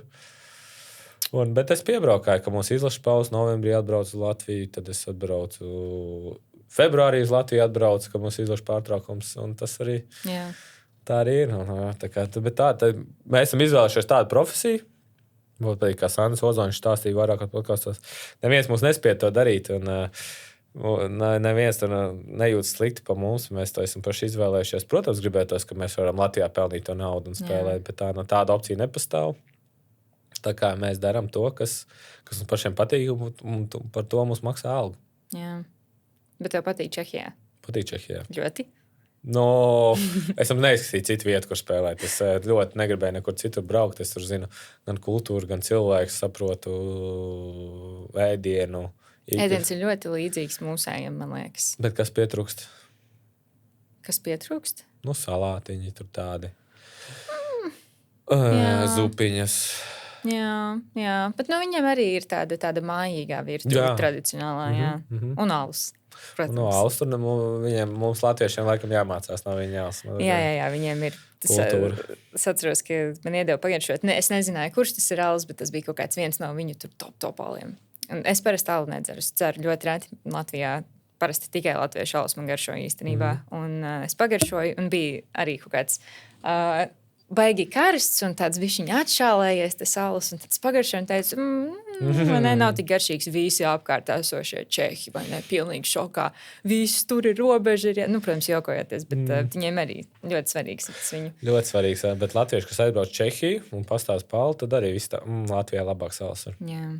Mums ir rūgtāks, mums ir spēcīgāks, bet tur tas skaists. Nē, mums nav rūgtāks, Čehijā ir rūgtāks, tur ir tāds vieglāks, rūgtāks, bet Latvijā ir saldāks un vairāk promilēm. Jā. Bet uz kurien tu brauc Čehijā? Es tikko biju, es sanāku vienmēr, protams, ar Prāgu, un tad no Prāgas uz, kur vajag būt, biju Brno, un tad tikko martā es biju uz Olomouc izrunāju ar C. Man likās, ka es pārklausījos, tāpēc, ka vilcienā es prasīju, es esmu pareizajā vilcienā un nevarēju saprast. Bet tur es biju un kur vēl visu laiku sanāk, tūlīt es vasarā braukšu uz Malašovas cietoksni. Zini, kur tas ir? Jā, tas viss ir saistīts ar to videospēli. Tajā videospēlē ir reāli vēsturiski notikumi, un tu spēlē kā tāds, tu sēc no tādas lauku sētas, un tad tu kļūsti par bruņinieku, vai ne? Un tad visādi notikumi notiek tur tajos cietokšņos un tad visās tajās vecajās, reālajās lokācijās, pilis vecās, un vai tur ir drupas, vai tas cietoksnis ir atjaunots, bet tajās lokācijās notiek pasākumi saistīti ar to spēli. Tur ir īstas bruņinieku cīņas, piemēram, ja tu zini, kur ir Rateja, kā viņu izrunāt latviski, es nezinu, kā pārlatviskot, bet Ratejā bija pils, kuru tagad viņi sāks atjaunot. Un tajā pilī šovasar tūlīt jūnijā notiks bruņinieku turnīrs, kurā cīnīsies bruņinieki, un tur var braukt un skatīties. Tikai tādas lietas notiek tev apkārt, turpat, kur tu esi. Tas ir apvienot ar vēsturi. jā. Bet Brno un Olomouc ir vecās pilsētas, tur varēja būt kaut kāda vēsture. Jā. Tur bija rīktīgi forši. Bet man vispār ļoti patīk arī, ka viņam bija ieturēts vairākās vietās, kuras esmu bijusi, ir tik vecmodīgi, cik vien iespējams, joprojām. Skaidri nauda tikai. Man tas patīk. Tas ir forši. Tagad jau, tas ir varbūt kaut kādos miestiņos, prasa tikai skaidra nauda. Olomouc bija. Jā. Visi bāri un visi restorāni, kur mēs bijām, mēs arī gājām tādiem, izteikti vecmodīgiem, bet jā. Mums tur arī atnes uz galdu uzlika veselu cūku. Cūku, jā? Cūku cēl parasti Čehijā, bet tā ir cūka arī, savā laikā viņi arī var pat. Tur bija daudz cilvēku, vajadzēja veselu cūku, vienkārši cēli nepietika, jā. Bet man liekas, ka latviešiem vispār patīk Čehija un specifiski Prāga, jo Prāgā ir tāda sajūta, ka tā būtu liela Rīga. Tev arī tā liekas, tu piekrīt? Jā. Intensīvāk, es domāju, 3 reizes lielāka Rīga. Jā, bet tur arī, protams, viņiem ir bišķiņ reliefs vairāk, jo mēs esam diezgan plakanā tādā. Jā, bet Prāga, es tik daudz bijis Prāgā, ka man tā Prāga tā. Tev vairs nepatīk? Es vienmēr raudu, kad es noliešu uz Prāgā. Man ļoti, Man viņi tik liekas, tas centrs un vispārējais. Es vienmēr aizbraucu, katru gadu es esmu vienreiz, 2 reizes tur, bet viss tās vietas jau ir tik daudz atskatīts. Vienkārši gribās kaut ko plašāk izbraukt un kaut ko ieraudzīt tajā Prāgā. Jā. Bet jā, ir daudz smukas pilsētas Čehijā. Un, Bet kur tu esi nobāzēts? Tagad būšu Olomoucā. Jā. Bet man ir liktenis tāds, ka es mainu pilsētas. Iepriekšējā gadu bija Ostrovā, tas bija Hradec Krālove. Tur Pārdubīts arī tur tā pa vidu Čehijai. Es esmu bijis Brno, es esmu bijis Linā, Litvinovā, kas ir tur pie Vācijas robežas tur tālāk. Nu, jā. Tā kā es izbraukāju visu Bohēmijas un Morāvijas. Un... Bet tu jūties, kā cik tev ir tā čehu valoda? Nu, vairāk kā sarunu valodas noteikti. Jā, nē, es teiktu 70%. Jā. Tur jau ļoti veca valoda, ļoti izteikti daži vārdi, kurus es nesaprotu, kurus joprojām mācos, bet sarunu valodā mierīgi var. Tu tāds diezgan vietējais esi. Nu, man ir jāuzskata, man raksta īziņas tā kā vietējiem parasti jaunās komandās. Bet tu esi arī sadraudzējies ārpus komandas ar kādu, vai tev ir tikai draugi komandas biedri? Nē, es katru gadu iepazīstu jaunus cilvēkus ārpus komandas, un jā, man kaut kā pielīp tie cilvēki. Un joprojām zvanās man no Hradec Krālovas, vēl zvanās kaimiņš. Parasti kaimiņi, es ne uz ielas neiepazīstos, bet un viens no sponsoriem ir šādi tādu uzrakstu man no Hradec Krālova. No Litvinovas man kaimiņš uzrakstu. Arī raksta, ka no Zlinām man bija kaimiņu draugi, kur ikdienā kaut ko papļāpāja. Bet īstenībā forši Čehijā nāk klāt un cilvēki parunā, un tad mēs parunājam, tad mēs tā kā nekad neatsaka sarunu. Tas ir, kāds bija tas galvenais motivators iemācīties čehu valodu? Tu saprati, ka tā būs ērtāk, vai tu gribēji arī cienīt to, ka tu tur atrodies, tu tur spēlē, tu tur dzīvo, un līdz ar to tu mācies? Gan, es domāju. Tas kā cienīt un to, un saprast, ko grib no tevīm, jo Čehijā ir tādi nacionālas noskaņot cilvēki, un viņiem ir svarīgi runāt čehu valodā, un ja tu aizbrauks tālāk no Prāgas vai Brno, tad cilvēki mazāk runās angļu valodā. Un ģērbtuvē, kur ir čehu valoda, tad man negribās būt tas, ar kuru man speciāli angliski runās. Tā kā es mācījos, lai būtu ģērbtuvē, būtu nevienam tā kā nebūtu tā kā uz pleciem. Jā, es tieši gribēju prasīt, kādā valodā runā, kad tu spēlē, kas nav latviešu komanda, vai ne? Jūs savā starpā runājat latviski. Jā. Un tad, ja tu esi citā komandā, kas ir ārpus Latvijas, tad valoda ir vai no angļu vai vietējā. Tā sanāk? Vācijā, piemēram, hokeja valoda ir angļu, tad ģērbtuvēs angliski viss runā, bet Čehijā viss ir treneri, viss čehi ir. Tu sāki mācīties pirms tu aizbrauci, lai tev būtu, vai tu aizbrauci un tu neko nesaprati un sāki mācīties, tā bija? Jā, un tā pa vārdiem. Pirmo gadu otrajā gadā es ar sievu gājām, tā kā mums bija randiņi trešdienās un bija auklīti paņemt, un tad mēs tā kā gājām uz randiņu uz bibliotēku ar pasniedzēju, mācījāmies kopā, un tāpēc vakariņās. Tur arī palīdzēja tās vārdiņas, kaut kāds specifisks ielikt, iemācīties, bet tā ģērbtuvē, klausies. Ko nozīmē, ko viņš tur saka, mantinēli? Jā. Kas ir mantinēli? Man kaut kāds Āfrikas vārds ir. Un, tas ir bords, nozīmē, tā kā siena bords. Kas ir, piemēram, skšinka tur, vai viņam tur ir zeķubiks visā punčuhači. Tā kā vispār ir kaut kāds ķīnisks vārds, bet viņiem punčuhači. Bet viņiem ir interesants. Jā, tad daži vārdi ir interesanti, un tad tu mēģini saprast, un misto, mesto atšķirība. Misto ir vieta, un mesto ir pilsēta. Tā kā tur arī var voņī. Jā. Ko nozīmē voņī? Mums? Ko tu domā čehiski? Voņī. Viss no krievu valodas pateikt, ka smird. A tur smaržo. Pēkni voņī. Kāpēc tieši Čehija? Tev? Gadījumā? Labs hokejs un labs samaks. Nekur citur Eiropā nemaksā tik labi kā Čehijā? Nē, maksā Šveicē, Zviedrijās labāk maksā. Bet tu neņem man. Kāpēc? Jābūt noteikti atbilstībai un līmenim, lai to ņemtu tur. Tu neskaities Šveices līmenī? Es domāju, ka es neskaitos Šveices līmenī tīpaši tagad. Bet viņiem tur ir ekspektācijas savādāk noteikumi. Tur mazāk leģionārus var paņemt tā kā no ārzemēm spēlētājus. Un ja tas ir tā un viņi var samaksāt vairāk, tad viņi ņem spēlētājs NHL. Tu saki, tu neesi viņa līmenī tīpaši tagad? Tīpaši tagad vecāks no palicis. Tāpēc, ja tu būtu jaunāks, tad tev būtu iespēja lielāka?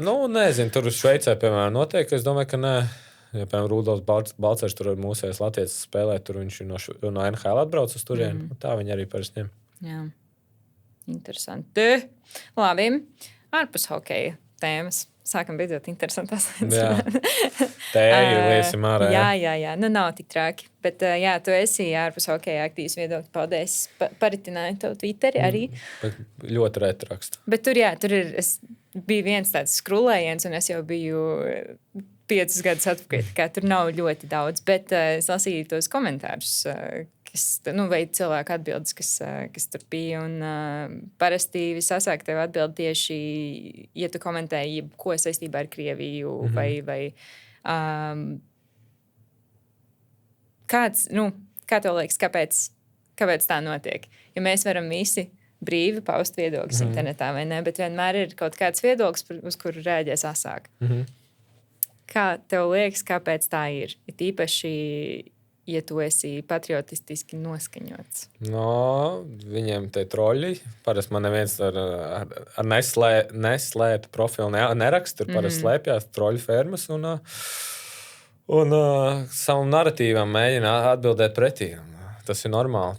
Tas visur ir tā. Un, viņiem ir savu propagandu, ko viņi mēģina citiem iestāstīt. Un, ja kāds pasaka noteiktajā Twitter pasaulē kaut ko pret viņu naratīvam, tad viņu uzdevums ir reaģēt un nosodīt man teikto. Kas tu teiktu, tevī iestādīja patriotismu? Jo tas ir kaut kas, kas, man liekas, ka tiek ielikts tevī, un tu esi ar to uzaudzināts. Tu tā nepiedzimst ar tādu automātisko iestrādāto patriotismu. Nezinu. Man katru reizi, kad es atbildu šo jautājumu, es iedomājos par vecākiem, bet mūs tā kā strikti neko tā kā, nelika iekšā. Bet visur mācījos, visur skolā. Mums, es no Elmāras, gan jau skolotāji arī kaut ko mācījuši, stāstījuši, bet zemuziņā es īsti nezinu, kas tā kā konkrētais bijis par to patriotismu. Es pieļauju, ka varbūt tā prombūšana uz Amerikā, redzēt viņu patriotismu, kaut ko tie atvēra manī iekšā un arī pamainīja man noskaņojumu uz to visu.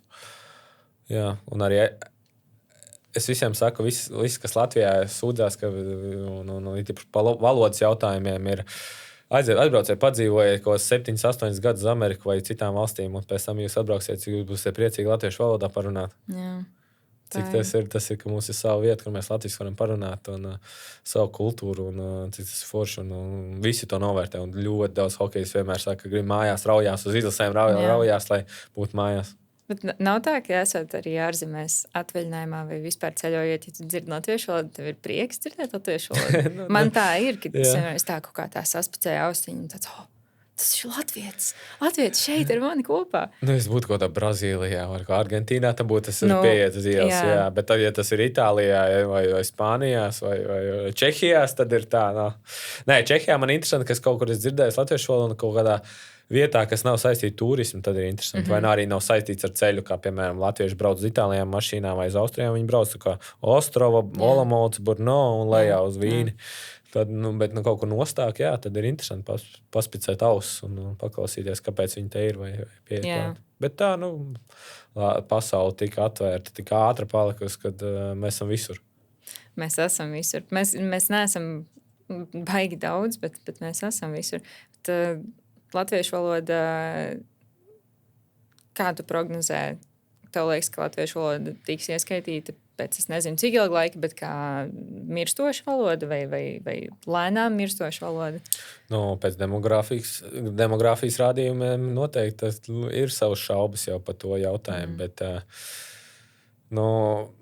jā, noteikti būs mums jādomā par to tādas tempu, ko mums jāuztraucās ir un arī piekoptās LSM vai LTV un mūsu sabiedriskie mēdī, kur piekop divvalodību mēģina, tā kā tur, es domāju, arī jāsāk uztraukties. Un es redzu, man ir visādi tautību draugi Latvijā, un es redzu jaunieši, kuri uzauguši no bērndārza kā aizgājuši latviešu valodas bērndārzā, un kuri nav aizgājuši, cik liela atšķirība. Jā. Un tas uzreiz, man liekas, tas ir pirmais, ko Latvijai vajadzētu darīt, piemēram, bērndārs tikai latviešu valodā. Un tas neuzspiežot to visu uzlabos to situāciju. Jā. Pieminēji bet ir visā pasaulē vispār krities dzimstības līmenis. Izglītotajās valstīs. Jā. Un, Samazināsim sievietēm izglītību. Ne, tā kā Afganistānā neatļausim sievietēm iet uz universitātē, izglītības līmenis būs zems un mums augsts dzimstība. Bet tev liekas, ka tas ir arī viens no iemesliem, ka sievietes pastāv vairāk par sevi un saprot, ka viņas varbūt grib kaut ko citu vai... Viens no es uzņemos savu vainu arī no sevīm, kad mums ir bijuši grūtāk brīdi, man 2 meitas. Ir bijuši grūtāk brīdi, un tad mēs tur sūdzamies saviem draugiem, kuriem nav bērnu, un tas arī noteikti zemapziņā viņiem paliek, cik ārprās es negribu tā grūtīgi iet cauri, bet īstenībā tas ir tā, mēs par tiem sūdzamies, zin kā latviešiem jau patīk pasūdzēties par dzīvi, un te ir 10% no tā visa skaistāk, ko bērni nes. Bet, jaunieši ir īstenībā tagad arī ne tikai sievietes, bet arī vīrieši nevēlas bērnus uzreiz tik ātri un mēģina pelnīt vairāk. Es pagaidu nopelnīšu, bet pēc maniem novērojumiem ir tā, ka ar hokejā, piemēram, kad bērni ienākšana pasaulē ģimenē vai starp 2 cilvēkiem, tad tas hokejs labāk kļūst. Yeah. Spēlē labāk, lielāka atbildība spēlētājiem ir uzreiz saņemās un visus varbūt tos sliktos ieradumus nodzēš un palīdz hokejam. Tas ir interesanti, bet vai tu zini kādu hokejistu, kuram nav sieva un bērni? Noteikti jaunajiem ir noteikti pilni ģērbtumus. Labi, jaunie, bet īstenībā man liekas, ka tā statistiski hokejistiem ir agrāk. Jā, vispār sportistiem arī ir agrāk ģimenes. Kā tas nākas? Tas ir dopamīns un motivators, tā kā tu kļūsti par labāku sportistu, tev ir sieva un ģimene. Noteikti nav. Noteikti, ja jājokojas, tad sievas sēž mājās aiz bezdarbības, ceļojot ārzemēs, un tad atnāk vakarās, un sievas ir atpūtušās, un tā kā, bet tas varētu būt viens no iemesliem, bet tā, kad hokejistiem tur 24, 25 gadi tie bērni ģimenēs ienāk, nauda ir, var to pavilkt, domāju. Jā. Ne hokejistam. Plus mīnus. Ne hokejistam, tādam parastajam latviešu pārim ir tomēr, jā, es arī dzirdu vairāk no saviem draugiem. Es arī saprotu, kāpēc šajā politiskajā situācijā vispār visā pasaulē, ka tu tā paskaties, atkāpies un paskaties, kā īstenībā ir. Nav beigas spoži un priecīgi. Tad ir tāda drūmāka tā. Jā, man ir 2 meitas. Es gribētu 3+ karti saņemt. Man ir vēlēja. Bet tad es sāku rēķināt, tad matemātika liek kopā un liekot savas nākotnes perspektīvas pēc hokeja Latvijā. Man arī ir šaubas savā ziņā. Un, ja man būtu tā, ka es, piemēram, no Šveicē, beidz, es esmu paklausījies, tagad beidz viens kapteinis, kurš bija Šveices līgā galvenais spēlētājs un kapteinis tajā komandā 10 gadus, viņš tagad strādā pa pasnieku. Jā, wow. Alga ir virs 100,000 gadā. Jā. Un dzīvo normālu dzīvi. Zviedrijās līdzīgi, tagad skatījos arī tur kaut kāds policists, arī augsts līmenis spēlētājs kļūst par policistu. Viņam ir un tur ir normāls algas un vispārējais. Jā, tā kā atraucos 3. bērnu, jā, varbūt es pārdomāju par daudz, bet 3. bērns uzreiz ienes dzīvesvietas nomaiņu, uzreiz jā, tā kā izglītība nākotnē samaksāt skolas. Tā ir tas, tā kā savā ziņā arī rēķinu un skatos un domāju. Bet tu esi tas tētis, kurš turīgs, ka būs dēls? Varbūt sākumā godīgi, sākumā varbūt tā cerēja, bet īstenībā tagad skatoties, nē. Bet interesanti tas, ka mēs maniem novērām, man ir tāda filozofija, neticēja vai nē, bet tas stresains hokejists, vispār visu laiku tā kā latvieši stresaini, visu laiku katru gadu līgumu tikai uz gadiem, uz gadu ir gadu viņi stresaini, un visiem stresainiem hokejiem, kur uztrauc par nākotni un pa visu savu dzīvi, ir meitas. Hokejā ļoti daudz meitas ir. Taču tā vispār ir arī kara laikā un vispār dzimstot sievietes primāri, tāpēc, ka sievietes var labāk stresst. Nē, lasīju, tas vīrišķais spermatozīts ir vājš un bailīgs. Un tas stress nogalina viņus. Tad, tā kā vajag mazāk stresot un ieteikums mazāk pat dzīvi stresot. Jo tu mēģini tā kā... Es mēģinu būt tā kā negalināt neko tur sevi iekšā. Tā kā, bet, es tur redzu tā kā sakratību. Jā, bet tu esi noteikti jūtis izmaiņas savas dzīves laikā vispār, Latvijā, uzaugot Latvijā un esot prom no Latvijas, esot atpakaļ, kad tu biji bērns pret to, kā ir tagad. vai tev liekas, ka izmaiņas ir bijušas vairāk pozitīvas vai vairāk negatīvas? Pozitīvs. Es tev uz to arī pieķeru pie doma. Es esmu no Jaunmārpas. Zini, kur Jaunmārpa ir? Pie Mārpas? Mārpas, jā. Tālāk tikai. Mēs kādreiz bijām kolhos, mums tur lauki skaitījās, tā kā fermas apkārt, visu gan kartupeļu stādīja. Neviens tur nedzīvoja. Mēs tā kā laukos esam, tuvākajos laukos Rīgai. Neviens tur nebrauc dzīvot, necēla mājas un tam līdzīgi. Un mums tur visi slikti ceļi bija. Tas vecais Mārpas ceļš no Mārpas uz Jaunmāru bija vienkārši. Tur bija zīme 90, bet visi brauc uz 50, 60, jo tur varēja riteņus nolast. Un tagad, kā tā vide ir augusi un attīstījusies, un ir skolas, baseini, hokeja halles, viss ir attīstās, iebrauc Latvijas laukos iekšā, visur ir asfalts uzlikts, tur viss ir attīstīts, tad mēs nevaram sūdzēties. Mēs esam dzīvojuši kā nekad, cik labi. Jā. Tu paskaties arī uz to pašu Origo, kas ir centrālā stacija, kas ir it kā tas hotspots, kur visi jaunie parasti iebrauc, un tas ir pirmais, ko tu redzi. Parasti ceļojot, tu redzi, ka tās stacijas un viss apkārt ir tāds, vai ne, lielie ceļi tur visi. Jo tur ir vislielākā satiksme, tur ir visvairāk akcents, kas notiek, un tad kā izskatās Origo tagad, un tas Origo rajons, kur ir visas tās jaunās celtnes un viss tur Rail Baltica un tādā garā. Redz, kā mēs... Izskatās skaistāk. Protams, ka tad, kad kopji un tad, kad lolo to visu, tad pašam prieks skatīties un ir vairāk prieks arī dzīvot šeit. Jā, un paceļojot apkārt, tagad bijām uz pēdējais izbraukums bija Somijā, kur mēs tagad, kā mēs ierakstām tagad bijām. Un Latvijai tīrāk. Ticēja vai nē, tur visi ceļi gar ceļiem malām ir samesti, viss kaut kāds miskas apkārt Latvijā vispār nemet. Tāda kultūra beigusies, ka mēs kādreiz, es atceros tos laikus, kad visi attaisīja logu vaļā no mašīnas, tikai ārā, palā pa kreisi. Bet mums bija ļoti spēcīga tā reklāma.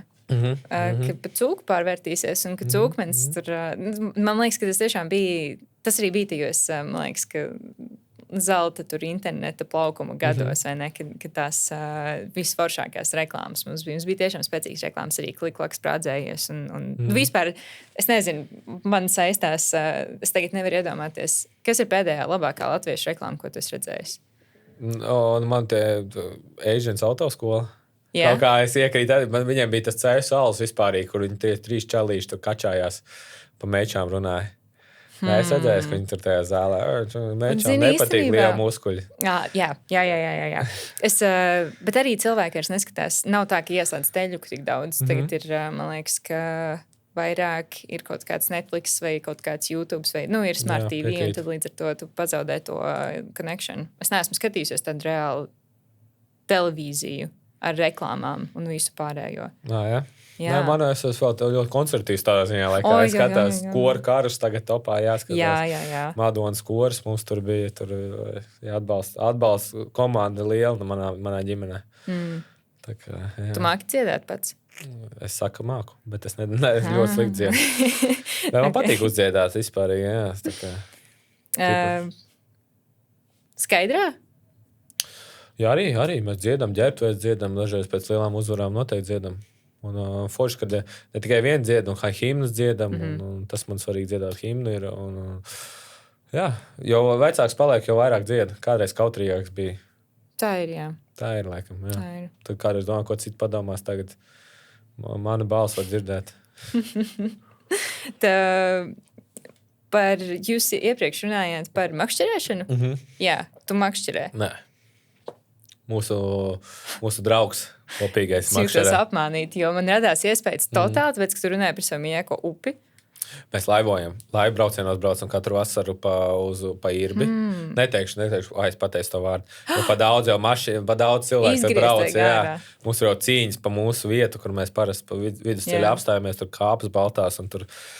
Mēs esam lēnāk braucēji, mēs vairāk izbaudām to procesu. Mēs ierodamies kaut kādiem 5-6 vakarā tikai tajā vietā, un tur jau parasti 2-3 grupiņas ir priekšā. Un tam mūs dzen prom visu laiku. Ko jūs tur darat? Jūs aizlaivojat, un tad ir kaut kāda vienkārši... Uztaļam telti, ejam mežā iekšā, savācam lielos kokus, iznesam, kuru sēžam ap uguns, kur uztaisam tādu vietiņu. Tad tur pagatavojam. Mums ir slavenā zumī spēle, kur mēs spēlējam pie uguns, kur bļaujam.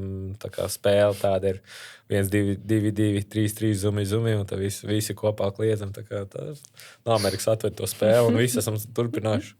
Bet tas ir viens no veidiem, kā tu pavadi savu brīvo laiku un kā tu atslēdzies no visas savas profesionālās dzīves. Vienreiz gadā man sanāk laiks aizbraukt pie dabas un izbaudīt to. Vienu reizi gadā? Sanāk vasarā vienreiz tā kā pilnvērtīgi pie dabas, tā kā teltīm, ar mazgāšanos upē. Tā pilnībā, jā, vienreiz gadā. Pa īsu, priekš manīm pa īsu, bet, kas jau saka, viņai pietiek, lai jāizkāp vienreiz arī no tās komforta zonas un jāiziet tajā teltī, jāizguļās, lai pēc tam to gultu novērtēt arī. Bet tev brīvais laiks sanāk, ir maz. No, jūnijas un pusjūlijas. Jā. Bet tajā pašā laikā jāsaka, trenēties, jāgatavojas nākošajā sezonā. Bet tu esi jau morāli īstenībā vienu soli jau uz priekšu, bet tev ir fiziski tas laiks atpūsties, bet tev jau ir jādomā uz priekšu. Fiziski atpūšos 2 nedēļas maksimums. Tad jāsāk trenēties. Paši mēs sākam trenēties. Jāņos jau mums sieva no Alūgas, tā kā mēs braucam uz Alūgas, tur viss kultūrāli. Man trauks no Alūgas, es arī. Tūlīt būs pilsētas svētki jābrauc. Nevis tūlīt. Tūlīt vasara jau tūlīt ir klāra. Jā, bet Alūgas super vieta. Tur ir ļoti skaisti. Vasarā vispār ir ideāli. Tāda tik klusa un tik mierīgs un viss tik zaļš ir apkārt. Man patika, ka es nebiju bijusi nekad Alūksnē. Varbūt es biju kaut kādā skolas braucienā, ekskursijā, kaut kas tam līdzīgs, bet draugs aizved pirmo reizi uz Alūksni. Tagad mēs iebraucam Alūksnē, mēs pabraucam tās dažas minūtes. Viss. Jā, neizbraucām gar pilsēlas, uzbraucām un beidzās armijas daļa un viss. Bet jā, tur vasarā, tur riteņiem var braukāt pa aizvaraņiem, tie supi, ja kādam ir ūdeņš motus, var atrast kāds ievilkt tur, ko darīt un izbaudīt mieru un klusumu. Es biju šokā, cik bija daudz cilvēku tajos pilsētas svētkos īstenībā. Tu esi bijis noteikti. Vienreiz biju. Vienreiz es biju tikai. Un man teica, ka tas skaitoties maz, bet tur bija pilns ar cilvēkiem. Un tā, ņemot vērā to, kas esmu redzējis Alūgas bez cilvēkiem, vai ne, tur ir tiešām tāds kamoliņš vai ne, ripinās, bet tur bija tiešām ieliņa, kur ir tirdziņš, un tu nevari iziet, ja tu negrūsties ar alkoņiem. Jā, tu kopā saknes Alūksnē ir daudz, un daudz cilvēku brauc ļoti patriotiski. Pirmo reizi, kad es aizbraucu sievu, ka viņa vēl bija draudzene, un bija māsā izlaidums, un redzot lokāciju kārtē Alūksnē, tā bija man pirmā reize. Es domāju, ko var sagaidīt no pilsētas? 4 km vai 20 km no robežas. Bet tik patriotiski arī pilsētā, un visi dzied himnu pirms virs pasākumiem, izlaidumiem, un es biju pārsteigts ļoti šokēts. Man liekas, ka tur varētu būt kaut kāda saistība to, ka tur ir Ernsta Glīka ģimnāzija. Jā, noteikti. Es domāju, ka tas varētu būt tāds kultūras centrs. Tomēr Alūksne vēsturiski tam paskatoties. Bet tad skaties, tur tālāk ir Balva Gulbene vēl bet tur tālāk jau Latgala, un tur mainās tā demografiskais status. Es lasīju, kur es to lasīju, tu to biji kaut kādā intervijā teici, ka jūs ar sievi iepazināties klubiņā, kas tagad ir ciet. Tas mums smuki ievadīs tūlīt nākamajā tēmā, tici man, trust me. Bet pirmkārt, kā tev liekas, vai tas joprojām ir iespējams, ka tu atrodi savu mūžu mīlestību klubā? Es domāju, ka jā. Jā? Jā. Bet vai tik patiesa mīlestība var vēl uzplaukt mūsdienās klubā? Es domāju, mierīgi var. Jā. Kā tas vispār sanāca? Bija tāda Omas briljanti. Kādreiz. Jā, un man patika tā vieta, mēs vienmēr čomiem gājām uz turieni, jo tur ir, nav cilvēki, pirksti gaisā cilvēki. Tur bija forši, gan pirmajā, otrajā stāvā arī atpūsties. Man ļoti vienmēr pozitīva tāda vieta bija. Iegāja iekšā ar bāriņu savējam, kā mēs ieklīstam. Tur jau daudz cilvēku bija tajā laikā un ieklīstam. Es aizgāju pie mūsu čomi, bija daži atraduši soliņu, kur apsēsties. Gāju pie viņiem, viņu kaut kā pusceļā man māja, ka kaut kā pirkstu rāda pāri. Es nedzirdēju viņu, bet viņi rāda, kaut kā pirkstu pagriežos, tad 2 metri stāv. Es domāju, ka man jāiet uzrunāt viņus, lai pasaukt pie sēņa klāt. Gāju, uzrunāju un pasauc pie galdiņa klāt.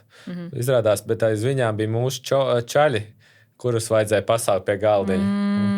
Un tā liktenis sākās.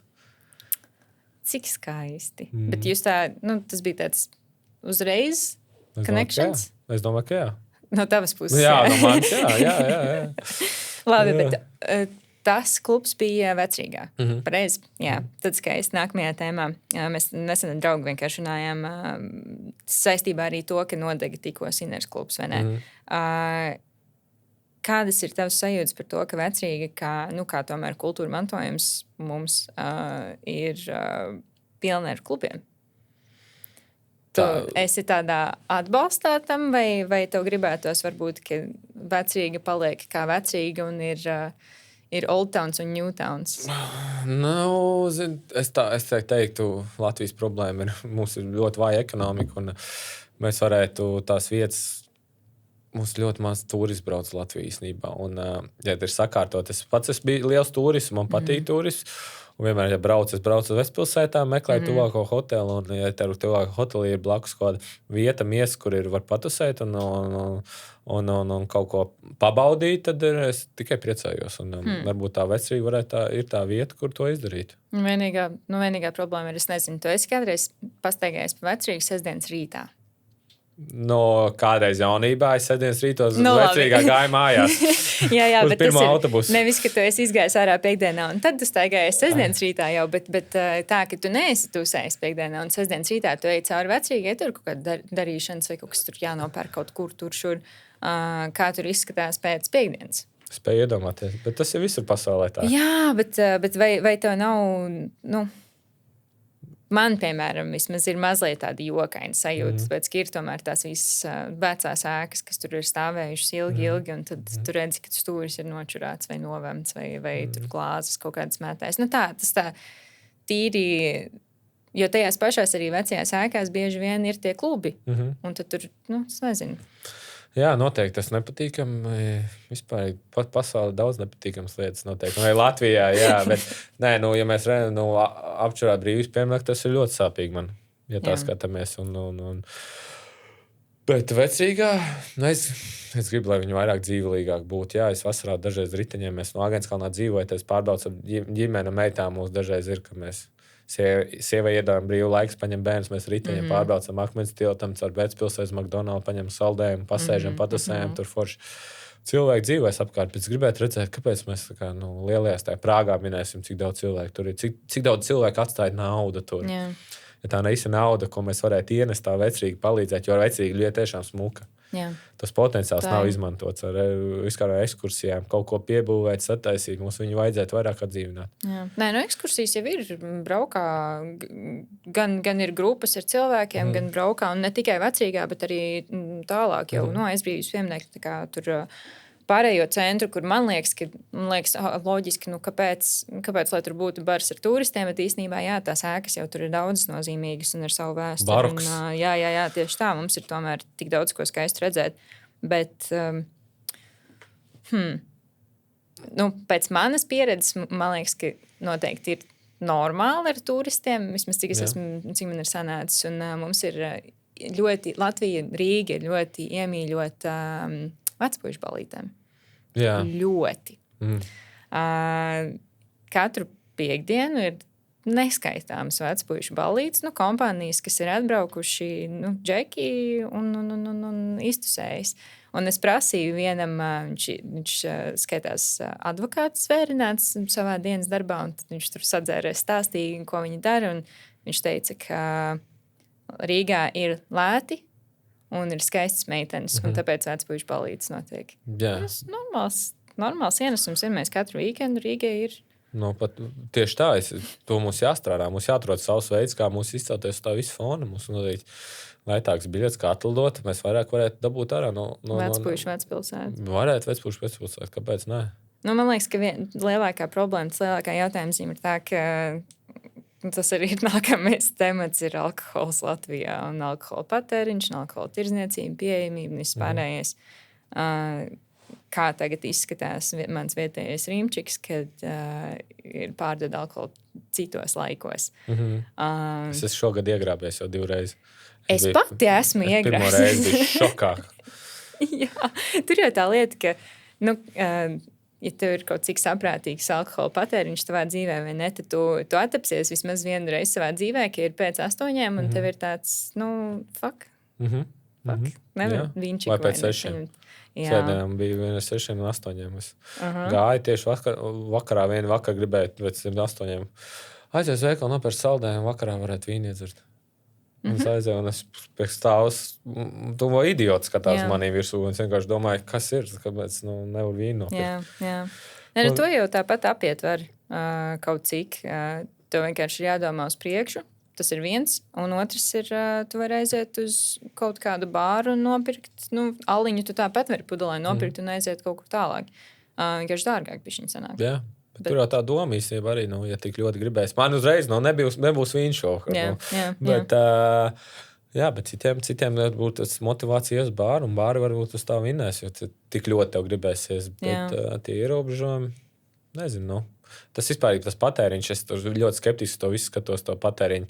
Mēs esam vissliktākie rādītāji Eiropā, jo es zinu, varbūt tagad, es nezinu cenas ar Igauniju un Lietuvu, bet ar tieši Igauniem un Somiem kādreiz, kad bija mūsu rādījumi, mēs esam sliktākie, tad es atceros tos salacgrīvā, tos pilnos alkohola outletus, pilns ar Igauņu Somu numurzīmēm, un visi mani komandas biedri, kuri bija vienmēr vai bijuši vai braukuši caur Latviju uz Igaunijām vai Somijām, izteikti Somijā, viņi saka, Latvija, mēs tur vienmēr tur pielas, pa ceļam no Čehijas pielas pilnu mašīnas, nopērk kaut kāds 10 kastes, Somijā viņiem patīk tādi skārdiem buņģiņās, bija tādi padzēriena gāzēti, un viņi teica, viņi mums tik lēt Latvijā, es tur kaut 10 kastes, 20 pielas klāt un ved uz Latviju, uz Somiju un pārdod pa ceļam acīt benzīnu. Tā kā tie rādījumi, man liekas, ļoti, ļoti, es skeptiski viņiem skatos. Jā. Kādreiz bija, atceros, vēl bija, kad prāmi brauc, un Somu vai Ziedu turisti ar ratienos alkoatleti, vai kā viņš sauc to, spiritu vaina ar ratiem stūmu uz savu prāmi. Tā kā, bet patēriņš liels, un es šo īstenībā pamanu cilvēku, ka nemāk atpūsties bez alkohola vai pēc smagā alkohola. Man liekas, es pieredzu pie tā vieglā alkohola. Tagad vairāk tās pavēroju, vismaz Čehijā apkārt, smagais alkohols, tā smagā artilērija netiek izmantot tik ļoti kā Latvijā. Kā viņi sauc? Plūmju... Sļivits. Jā. Jā, man plūmi negaršo, bet viņi taisno visi iespējamā, vislabākā ir aprikozu viņiem. Ja tu kādreiz brauksi vēl vienreiz Čehiju, tur aprikožu, kā viņi sauc, Merunkovica. Tā ir labākā. Ņemīgs? Okay. Labi. Ņemšu vērā, bet tas alkohola patēriņš ir augsts, un it īpaši es tieši gribēju teikt, ka man liekas, ka ir tas kopējais ir, ka mēs jau dzeram tikai svētkos, un tad definē svētkus, vai ne? Jo tad ir tie visi lielie svētki, kurus mēs varam piepogāt visu kaut ko klāt. Atkarīgs no tā, cik tu ļoti gribi iedzert, kas ir svētki, vai ne? Tev var būt laba diena darbā, un tu iedzersi. Tev var būt slikta diena darbā, un tu iedzersi. Un tad vienmēr, jo vairāk tiek piepogāts tas kaut kāds tas attaisnojums, ka tas jau ir ok, es jau tikai bišķiņ. Tad tas kaut kā panesās un aiziet, un tad ir... Tu satiec draugus, un tad tas vienmēr ir pie kaut kādas glāzes, vai bēdos, vai priekos mēs dzeram tādu sajūtu. Tā ir. Un hokejs arī ir... vainojams alus patēriņā. Jā, noteikti. Tas hokejs. Tā drīkst pasaules čempionātā, pirms pasaules, tad drīkst vai tā tālu. Jā. Bet, ja tu aizskar tēmas, kas ir ļoti sapīgas, manu alkohola patēriņu mēs tiksim galā, es domāju, laika paudzes arī mainās, jaunākā paudze tiek ar to galā un lieto, diemžēl, cits apreibšanos vielas, cik es dzirdu apkārt un ko piemin. Bet mani uztrauc vairāk par kaloriju uzņemšanas patēriņiem Latvijā un to deksmi viņu sadedzināt. Tā man vairāk uztrauc Latvijā nekā alkohola patēriņš. Kādā tieši ziņā? Cik cilvēks paņem, es skatos, kā cilvēku uzturs ir, kā cilvēku ēd. Latvijā tas ir vienkārši zem katras kritikas, un vecāki kādu ēdienu baro vecāki saviem bērniem. Un ja runāju par tiem vecākiem, kuriem ir izteikti liekais svars, beigās viņi attopās Latvijas slimnīcās un uzraudzībās ar visiem meklējumiem, problēmām. Un kā viņi vispār tās uzņemtās kalorijas sadedzina. Sports Latvijā, man liekas, tāda jaunākās paudzes jau kustās apmēram kaut cik normāli piespiež skolā. Ir pat dažās skolās 3 sporta stundas, bet tā vecākā paudze no 40 uz augšu sports ir uz jūsu. Kustība. Es pat neteiktu sports, bet kustība, tie soļi, tie 10 000 soļi dienā. kā tu nodedzini to ēdienu, ko tu tos makaronus iestum gan pusdienās, gan vakariņās nevajadzīgos. Un jūs sliktākais vēl no rīta brokastīs, tu putru apēd. Tas kaloriju daudzums, kas uzkrājās tevī, ir vienkārši anormāli daudz. Un tas vēl trakākais redzu, ka tu vakariņās tiek stumta makaroni iekšā un alus kaus pēc otra. Un es citiem rēķinu tās kalorijas, cik viņš izdzer. Vienā alus kausā apmēram 250 kalorijas. Jā. Lai cilvēks pamēģina uz riteņa uzsēsties, kur mēra kalorijas vai skriešanas celiņa. Un cik ilgi, lai tu nodedzinātu tās 250 kalorijas, tad viņi sāks aizdomāties, cik tu izdzelši tos alus. Tā kā tas man vairāk uztrauc. Tā saprašana pa uzturu. Jā, uztur mācība, man liekas, ka ir pietrūkst tas aspekts skolā. Es arī atceros, mums nebija. Mums bija, protams, mums bija, bet man neinteresēja. Tik garlaicīgi laikam stāstīja, ka man tas neinteresēja. Jā, mums nebija specifiski tieši tas. Mums bija vienkārši, man liekas, tas bija ielikts kopā ar bioloģiju, un tad mums bija klases audzinātājs, kas mācīja bioloģiju. Un tas bija tā ļoti skaidri un gaiši pateikts. Ēdīs to un šito, tad tu būsi tāds un šitāds. Tad tā neiedziļinājās tajā, jo, piemēram, man šī brīža asākā problēma ir tā, ka es ģīpstu, tāpēc, ka es beidzu ēst čipšus. Vienkārši dzels ir ļoti, tu gaļa ēd? Jā, es ļoti daudz gaļu ēdu. Es ēdu ļoti, ļoti labi, tiešām ļoti labi, bet man bija aizrašanās ar čipsiem. Ādažu diļu čipsi bija man personīga aizrašanās. Un es sāli pietiekami daudz izskatās, ka neuzņemu. Un man kaut kāds viss mans kopējais balans nedzer pietiekami daudz ūdeni, un tad sāls problēma. Un tad man nāk ģībonis, ja stāv kājās pielika. Bet tas ir tavs... Tas ir tā kā visu laiku, vai tas ir nesen parādījās, tad, kad tas ir beidzu ēst čipsus pirms dažiem mēnešiem. Tā ilgstoši, tas jau ilgi mēnešiem, tad ir tiešām bet tas ir ik pa laikam, tas ir tikai tad, kad es izēju no mājām arī. Mājās var stāvēt kājas. Sēd un tad piecēs svaigā gaisā. Apēc galvu, bet redz čipši arī tā viena problēma un to cukurīgie dzērieni. Bet mums tomēr ir viena no garšīgākajiem čipšiem pasaulē. Tā saka, tā runā, jā.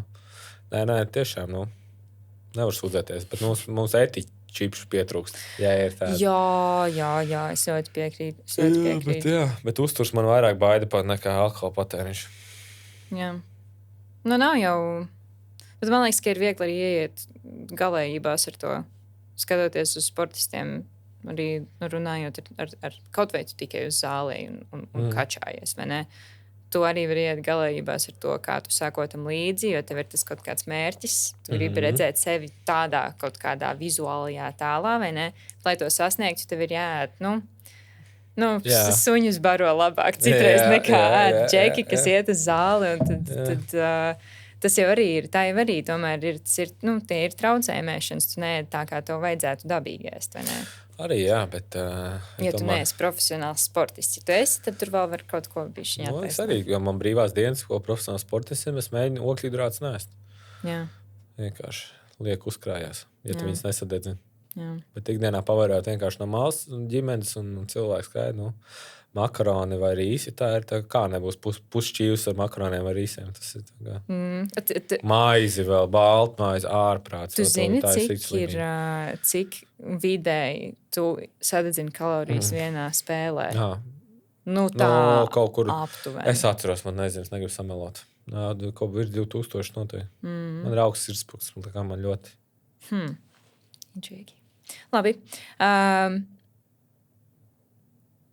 Tu savu tādu podcasteru karjeru gribētu, tas ir tā tikai kā hobijs, vai tu gribētu to turpināt arī pēc karjeras beigām, vai tu gribētu būt arī kaut kāds hokeja komentētājs, eksperts vai tralalā? To es esmu visu izmēģinājis.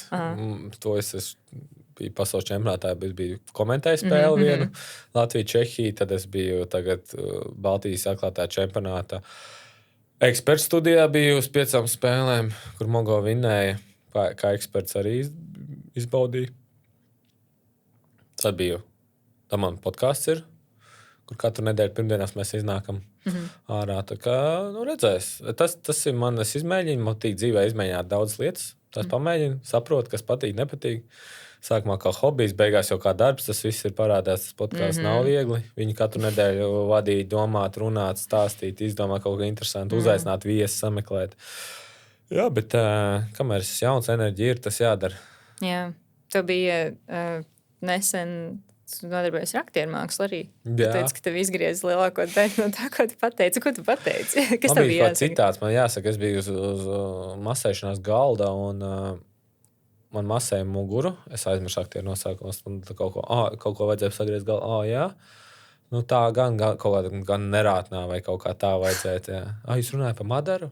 Man vajadzēja kaut kāds komentārs pie, un tad beigās tas citāts garais, tad vispār tik nogriezts, kur man vajadzēja kaut kāds 3 teikumus pēc kārtas pateikt.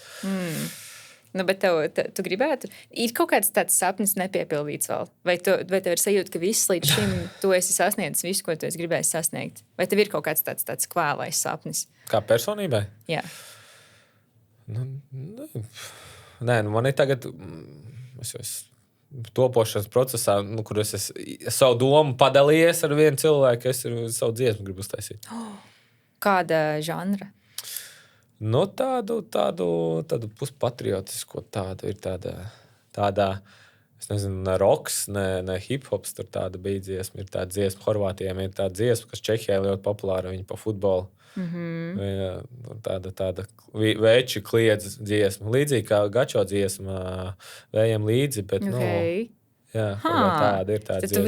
Tu visur, tā kā visās kaut kādās dzīves jomās gribi kaut ko izmēģināt. Jā. Tev tiešām tas patīk. Jo tā uztaisīt dziesmu, tad tev tiešām ir jāpatīk izmēģināt visu kaut kas jauns, jo tas nav joks nekāds. Nē, es piekrītu, un es gribētu būt tajā procesā, un cilvēki, mans pluss ir, es māku atrast cilvēkus, es dabūšu cilvēkus rokās, kurus mums vajag, to es varam sadabūt, bet tā producēšana, visa uztaisīšana, to es nemāku. Kādam arī jāliek vārdus, un vārdus maināt, es gribētu sarakstīt kaut kādus vārdus, pie kaut ko izdomāt savējo, kaut ko tādu. Cik interesanti. Labi, tad tev sanāk, tev ir dziesma iezīmēta kaut kad tavā nākotnē. Un kas vēl? Nu, tas ir tas tuvākais, nē. Lielāka. Pēc 40 gadiem var kļūt par Latvijas valsts prezidentu, tā kā to pēc tam vēl atliksim. To vēl var izdarīt, gadiem, jā. To tālākā nākotnē tas jau. Bet tu nopietni apsvērti tādu lietu? Jā. Nākotnes prezidents. Iespējams. Bet tas ir tāda tava iekšējā patriotisma vadīts. Tev liekas, ka tu būtu labs prezidents? Es kā vienmēr saku, man liekas, vēstnieku darbs Latvijā un ārzemēs atrodoties ir, man liekas, mēs varam vairāk. Tīpaši valstīs, kuras sports ir uz tu. Jā. Mums vajag sadarbības veikt un ar lielām kompānijām vēst uz Latviju tādām valstīm, kur ir sports tiešām ļoti attīstīts un caur sportu. Cilvēks, kurš nāk no sporta, caur sportu var pievest cilvēkus, kuriem interesē sports. Vai arī Somijas prezidents bija aizbraucis uz Kanādu un viņš spēlēja ar kādu mēru vai pat kādu premjerministru kopā hokeju uzkāpa uz laukumu. Jā. Viņš arī bija spēlējis kādreiz hokeju ar Somijas prezidents. Un tas saka, tādās valstīs, kur ir vadītāji, ir uz sportu uz tu, Polijas prezidents. Viņš ir boksā un ir liels futbola fans. Es domāju, viņš aizbrauc un runā, ejot uz futbola spēlē. Viņš var tā kā dabūt tā prezidenta uzticību vai kā vēstnieks var dabūt kaut kādas tur uzņēmumu puses intereses, ejot piemēram uz hokeja mačiem Čehijā un sarunās visu kaut ko. Tur tā ir vieta, kur strādāt, nevis iet uz simfoniskajiem orķestriem un vīlos klausīties, kā spēlē. Tur, protams, ir tāda Beļģija noteikti, kur to dara, un Francijā gan jau Makrons neies uz futbola spēlēm, bet ies kaut kā klausīties simfonisko orķestru, un tur varēs pie vīna glāsa apsēsties un parunāt, bet Latvijas pirmais hokeja prezidents. Mums jau nav daudz. Nu, jā, ja tev tuvākais plāns ir ierakstīt dziesmu, un tad iespējams nākamais lielais tuvākais plāns ir būt Latvijas valsts prezidentam, tad, apmēram tāda skaidra bilde ir, ko tu plāno un kāda ir tev vīzija savai dzīvei. Paldies, ka tu ar mani parunājies. Es ceru, ka tev pašam arī patika. Es ceru, ka tu arī padomāji par kaut ko jaunu šīs sarunas laikā par sevi vai vispār. Un veiksmi turpmāk. Liels notikums nāk vārdā neminams. Viss jāskatās hokejs un jāfino līdzi un jādzer alus. Paldies! Paldies. Labi, mums īstenībā ir jāatcerās kājās un jāiet projām, jo to mēs parasti darām. Jā, ir vienkārši jāatcerās kājās un jāiet projām. Jā, okay. Kad mūsējie ir uz ledus, tā ir svarīgākā spēle. Mēs ejam laukumā pēc uzvaras, un tu esi ar mums katrā spēles sekundē. Tie, kuri tic, spēlē līdz galam. Tie, kuri spēlē līdz galam, ir šeit, kopā ar LVBet, kopā ar Renāru Krastenbergu. Par mūsējiem, par uzvaru. Ienāc LVBet LV.